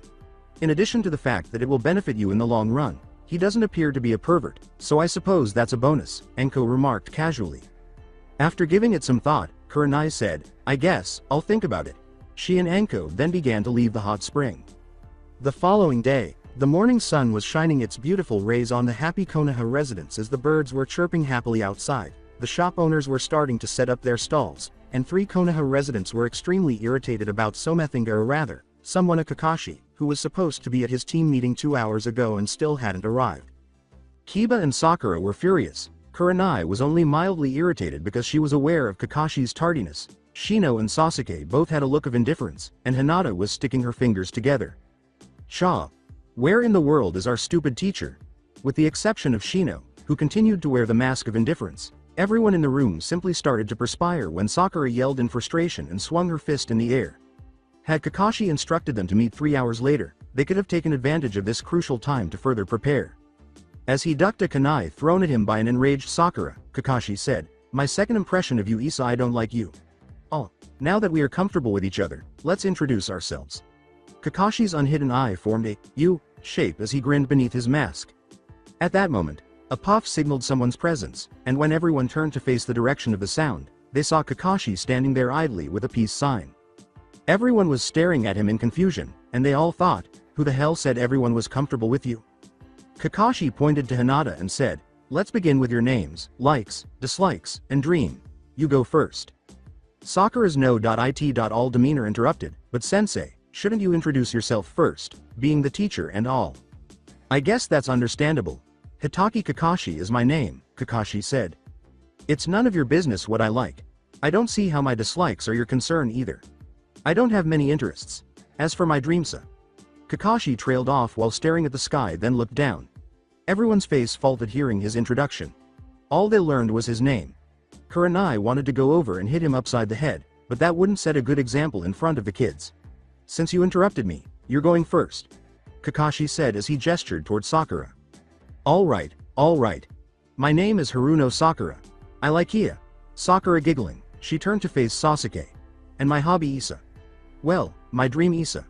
She squealed as she turned back to face Sasuke, her eyes taking on a starry appearance. My hate is Ino. Pig and the freak that hurt Sasuke-kun, she yelled. Since there was nothing in her introduction to identify her as a kunoichi, everyone chose to ignore it. Kakashi and Kurenai thought, damn, I have a fan. Girl. They wanted to express themselves, not because they were unaware of it beforehand. The silver-haired Junin jerked his head to one side, signaling that the Uchiha continued.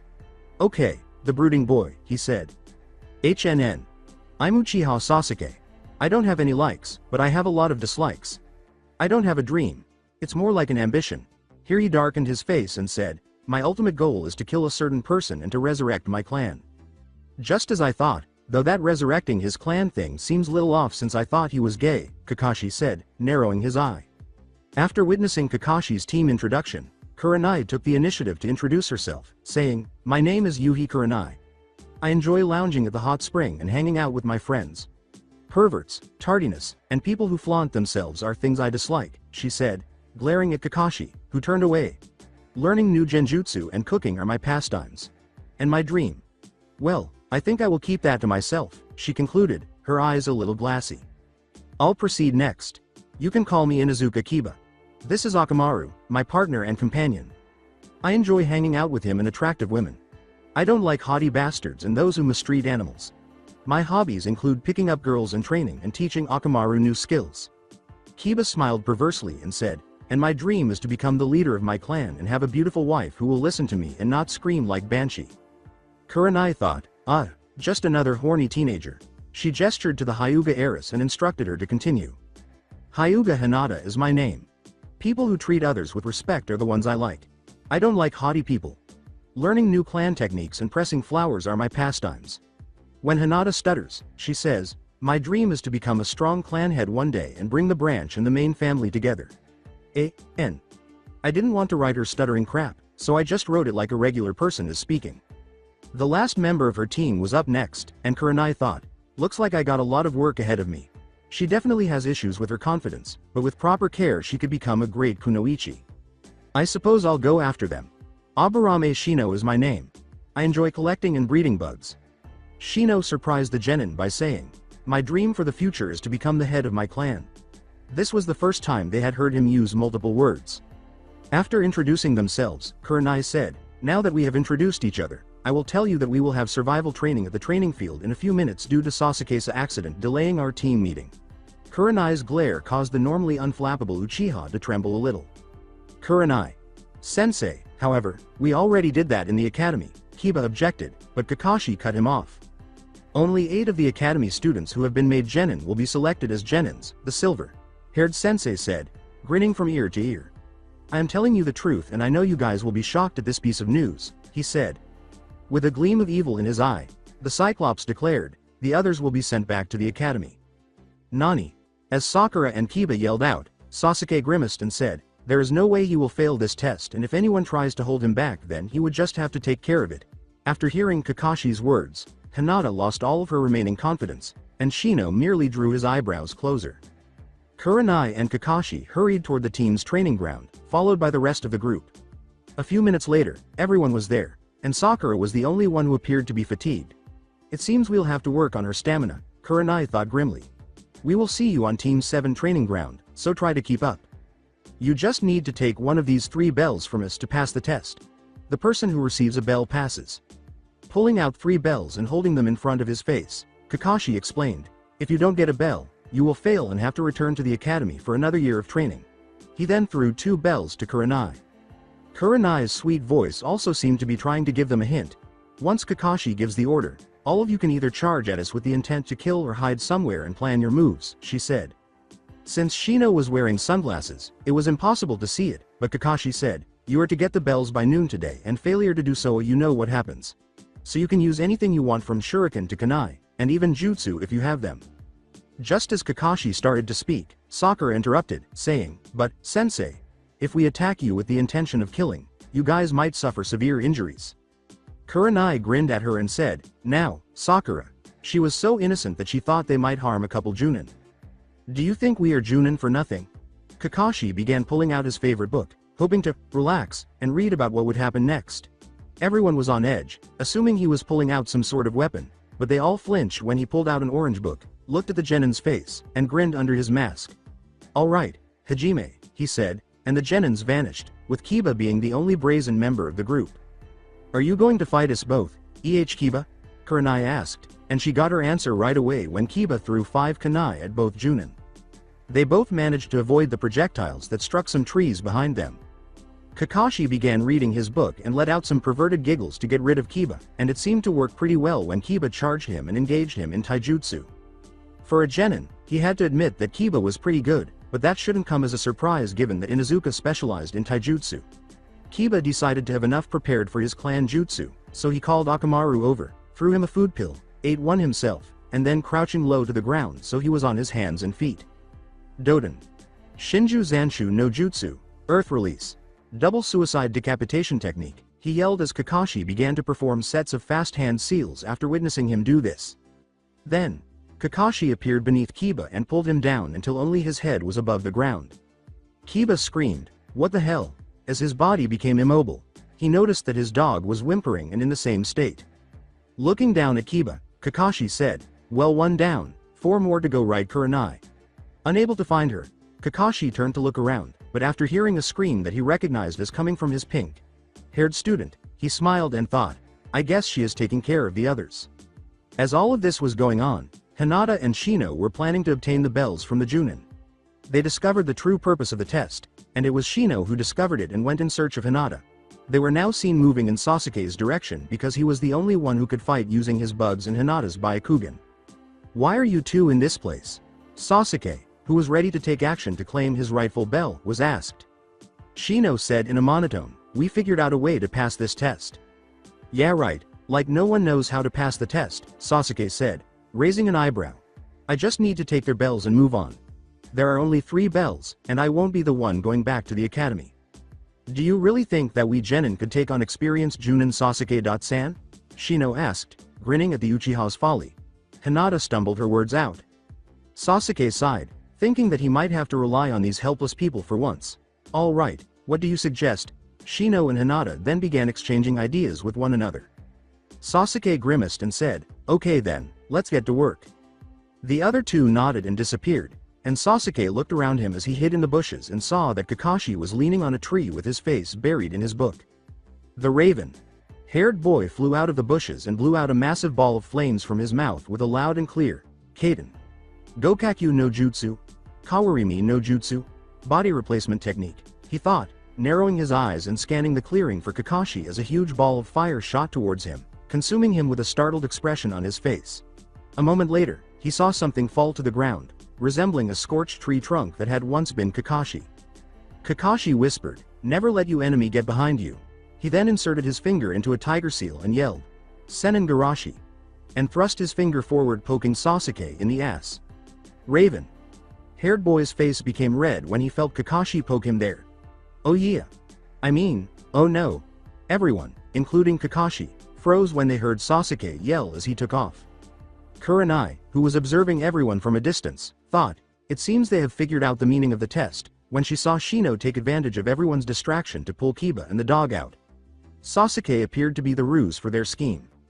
Hearing Sasuke get up and wipe his clothes, Kakashi snapped out of his daze and grinned, saying, it seems our plan worked. He turned to face Kiba. Kakashi looked at him bewilderedly and followed his gaze, his one eye widening when he saw that Kiba was not there, although he did catch a glimpse of him and Shino just before they went into hiding. Kakashi thought, so they were working together. I never expected Sasuke to work with anyone. Before he could remember that, he felt something whizzing through the air, and when he looked back, he saw that Shuriken and Kunai were suddenly heading straight for him. Kakashi jumped to the side just as they were about to impale him. Gokakyu no Jutsu. Kaden. Fire release. Great fireball technique. He hears, then watches as Sasuke blasts out another fireball from his right side, which he easily avoided by jumping out of the way, only to receive the shock of his life. He sees the shy Hyuga heiress, Shimada, approaching him with her Byakugan blazing, and before he can react, She brings her right hand back and thrusts Kakashi in the shoulder to do the most damage possible in that area. Kakashi flees several feet from the blow, holding his now numb shoulder. Now, thought Kiba from the bushes, observing Kakashi preoccupied with his internal wound. Kiba threw a food pill to Akamaru and ate one himself to increase their strength and stamina. Then, working with Kiba, Akamaru changed himself into Kiba using Jujin Bunshin, Beast. Man clone. Kiba began to hand seal and chakra began to emanate from his body. Then he crouched low to the ground so he was on his hands and feet, and then his nails lengthened. Shikyaku no Jutsu. 4 legs technique, Kiba growled. Kiba gave the order for Akamaru to jump on his back. After all the preparation was finished, Kiba shouted, "Let's get this over with, Akamaru." Gatsuga, dual piercing fang. Both Kibas began spinning extremely fast, giving the impression that 2 tornadoes of piercing blades were approaching Kakashi. Kakashi quickly changed into a log and watched as the Getsuga tore that log from a nearby tree, and he shuddered when he realized that if he hadn't escaped in time, that could have been him. Kakashi was hoping to rest up in the tree before having to go and fight again, but that was all shattered when he heard a loud buzzing sound and, without even turning around, he leapt into a clearing, only to be surrounded by 4 genins. That bastard escaped. Kiba growled when he saw Wood get busted by his attack instead of Kakashi. Shino said softly, "You can't hide from us since I place a ladybug on you before we even started the match." Kakashi thought, where the hell is Kurenai when you need her? As he perspired, realizing how easily he was outwitted by Wana.be genins, even if he wasn't really serious. Kurenai sneezed up in a tree, watching everything and thinking that this was a punishment for making everyone wait for at least 3 hours. Over her shoulder was a sleeping Sakura who passed out from the low-level genjutsu Kurenai used on her, and her record showed that she was really good at genjutsu. Pathetic if you ask me, Kurenai thought. Kakashi yelled, "Oops, look at the time," since he had nowhere to go and was unable to use any jutsu due to a numbed hand, so he had to take action to stop them from attacking him. 3 o'clock has already arrived. That indicates that you exceeded the allotted time, in the hopes that they wouldn't strike. What? It does not appear to be that late, Kiba complained as he stood up straight. Kakashi sighed in relief when he saw the other genins followed suit. Kurenai jumped down from her hiding place with a smile. She saw the look on Kakashi's face when everyone was about to attack him. She walked over to Kakashi and whispered in his ear, "Did you get scared?" With their effective use of clan jutsus, who wouldn't? With a glare in return, he asked, "Where were you?" "Well, it appears that you guys did not take a bell from me," Kakashi said, turning back to their students as Kurenai shrugged her shoulder. Kakashi said harshly, "So you will all return to the academy for another year of training." Sasuke gritted his teeth and realized that he would never be able to return to the academy, so he did the only thing he could. He tried to attack Kakashi, but before he could take 2 steps, Kakashi pinned him to the ground, sitting on his belly and holding him in place with one hand. "Didn't you learn your lesson that day, Sasuke? Never attack your adversary before learning about their capabilities. You all have no idea what being a shinobi is like." The genins flinched as Kakashi spoke in a harsh tone, and Kurenai gave them a pitying glance. Deaths occur every day in the shinobi world. Since any of us could pass away at any time, this is not a game. Kakashi let Sasuke go after saying, "I won't have a bunch of kids going on missions thinking it's all fun. Kiba and Sakura will now be tied to those posts now. Even though it's past lunchtime, the 3 of you are welcome to eat. We'll give these bells to you guys once more. Untie those 2 after eating. Then attack us as if we were your actual adversary. You'll be disqualified immediately if you feed either of those 2, Kakashi declared while tying a grumpy Kiba and a dozing Sakura. "Hey, what the devil is tying me up?" Kiba scowled and yelled. As he and Kurenai moved to a safe distance and began observing them, Kakashi responded, "Because you were the first one to start attacking without thinking even though you made a great effort at the end. Don't you feel that you treated them a little harshly?" Kurenai remarked, "I mean, they did figure out the meaning of the test. I want to see if that teamwork was a fluke or did they really figure it out," Kakashi said, grinning beneath his mask. Kurenai gave this a nod, saying, "It seems like a good idea, but I know they figured it out so they should pass this test." Sakura woke up from her sleep about 5 minutes later, and when she opened her eyes, she saw that she was tied to a large wooden stump, with Hinata to her left and the boys to her right, who were still apparently upset that they hadn't retrieved the bells. "Kun Sasuke. You're still here. Many thanks, Kami." Sakura was about to continue when her stomach began to growl, having already digested her light breakfast, and she wished that she could eat with everyone else except Kiba. Why the hell is she tied this post? Sakura exclaimed with such excitement when she saw Sasuke that she didn't even mind her current position. "Here, you can have this, Sakura-san," Hinata said, approaching Sakura and offering her the leftover food. Kiba grumbled, But, Kakashi. Sensei said not to give us food." Kiba was approached by Shino, who offered him his food. Shino explained calmly, "It's okay Kiba-kun, none of our senseis are hurt at this moment." Since he was the only one who hadn't offered his food, Sasuke couldn't be outdone, so he also gave it to Kiba and Sakura. Hinata carefully cut the ropes that bound Sakura and Kiba to the tree trunk with a kunai. Arigato. Sakura and Kiba both stumbled as they took the lunchbox. With a worried tone, Kiba remarked, "You know you guys will get in trouble for giving us food. We're pretty sure the idea of the test is to exhibit teamwork. I mean, why else would a teams be made of at least 3 people? They can't send one of us back to the academy, it's either all or nothing." Shino continued as he adjusted his sunglasses. Kakashi and Kurenai reappeared in another cloud of smoke just as Kiba and Sakura were ready to take their first bite of food. When they got there, everyone went pale. In a matter of seconds, Kurenai and Kakashi's voices transformed from unrestrained rage to a complimentary tone as they simultaneously said, "You a pass." Shino was right, you are in a joint team for a reason. We can't fail just 1 or 2 of you, it's all or nothing. To be a team, all of you must be willing to cooperate and work as a team. To become a complete team, you must trust each other to do what you alone cannot. From this point forth, you are teams 7 and 8, but you must become comrades and friends if you truly wish to become a team. Remember, in this world of shinobi, those who break the rules are considered trasha. None of the other teams Kakashi had instructed shared their food with the other member. They were foolish enough to listen only to his instructions, but those who would abandon their friends, they're worse than trash. Said Kurenai, copying Kakashi's ideal, making him pout, because she copied his catchphrase. She felt somewhat pleased with herself for having recalled all of Kakashi's lines. The genins sat, listening to Kurenai's explanation, happy that they passed the test and doesn't have to go back to the academy. "Well, anyway, meet us at the Hokage Tower tomorrow for your first mission." With that, Kakashi poofed away in a cloud of smoke to the chorus of curses coming from all the genins except Hinata and Shino. Kurenai stayed back, getting some confused look from the genins. Kurenai chose to smile and ask, "Do you guys want to go and celebrate your accomplishment at Ichiruka Ramen?" "My treat."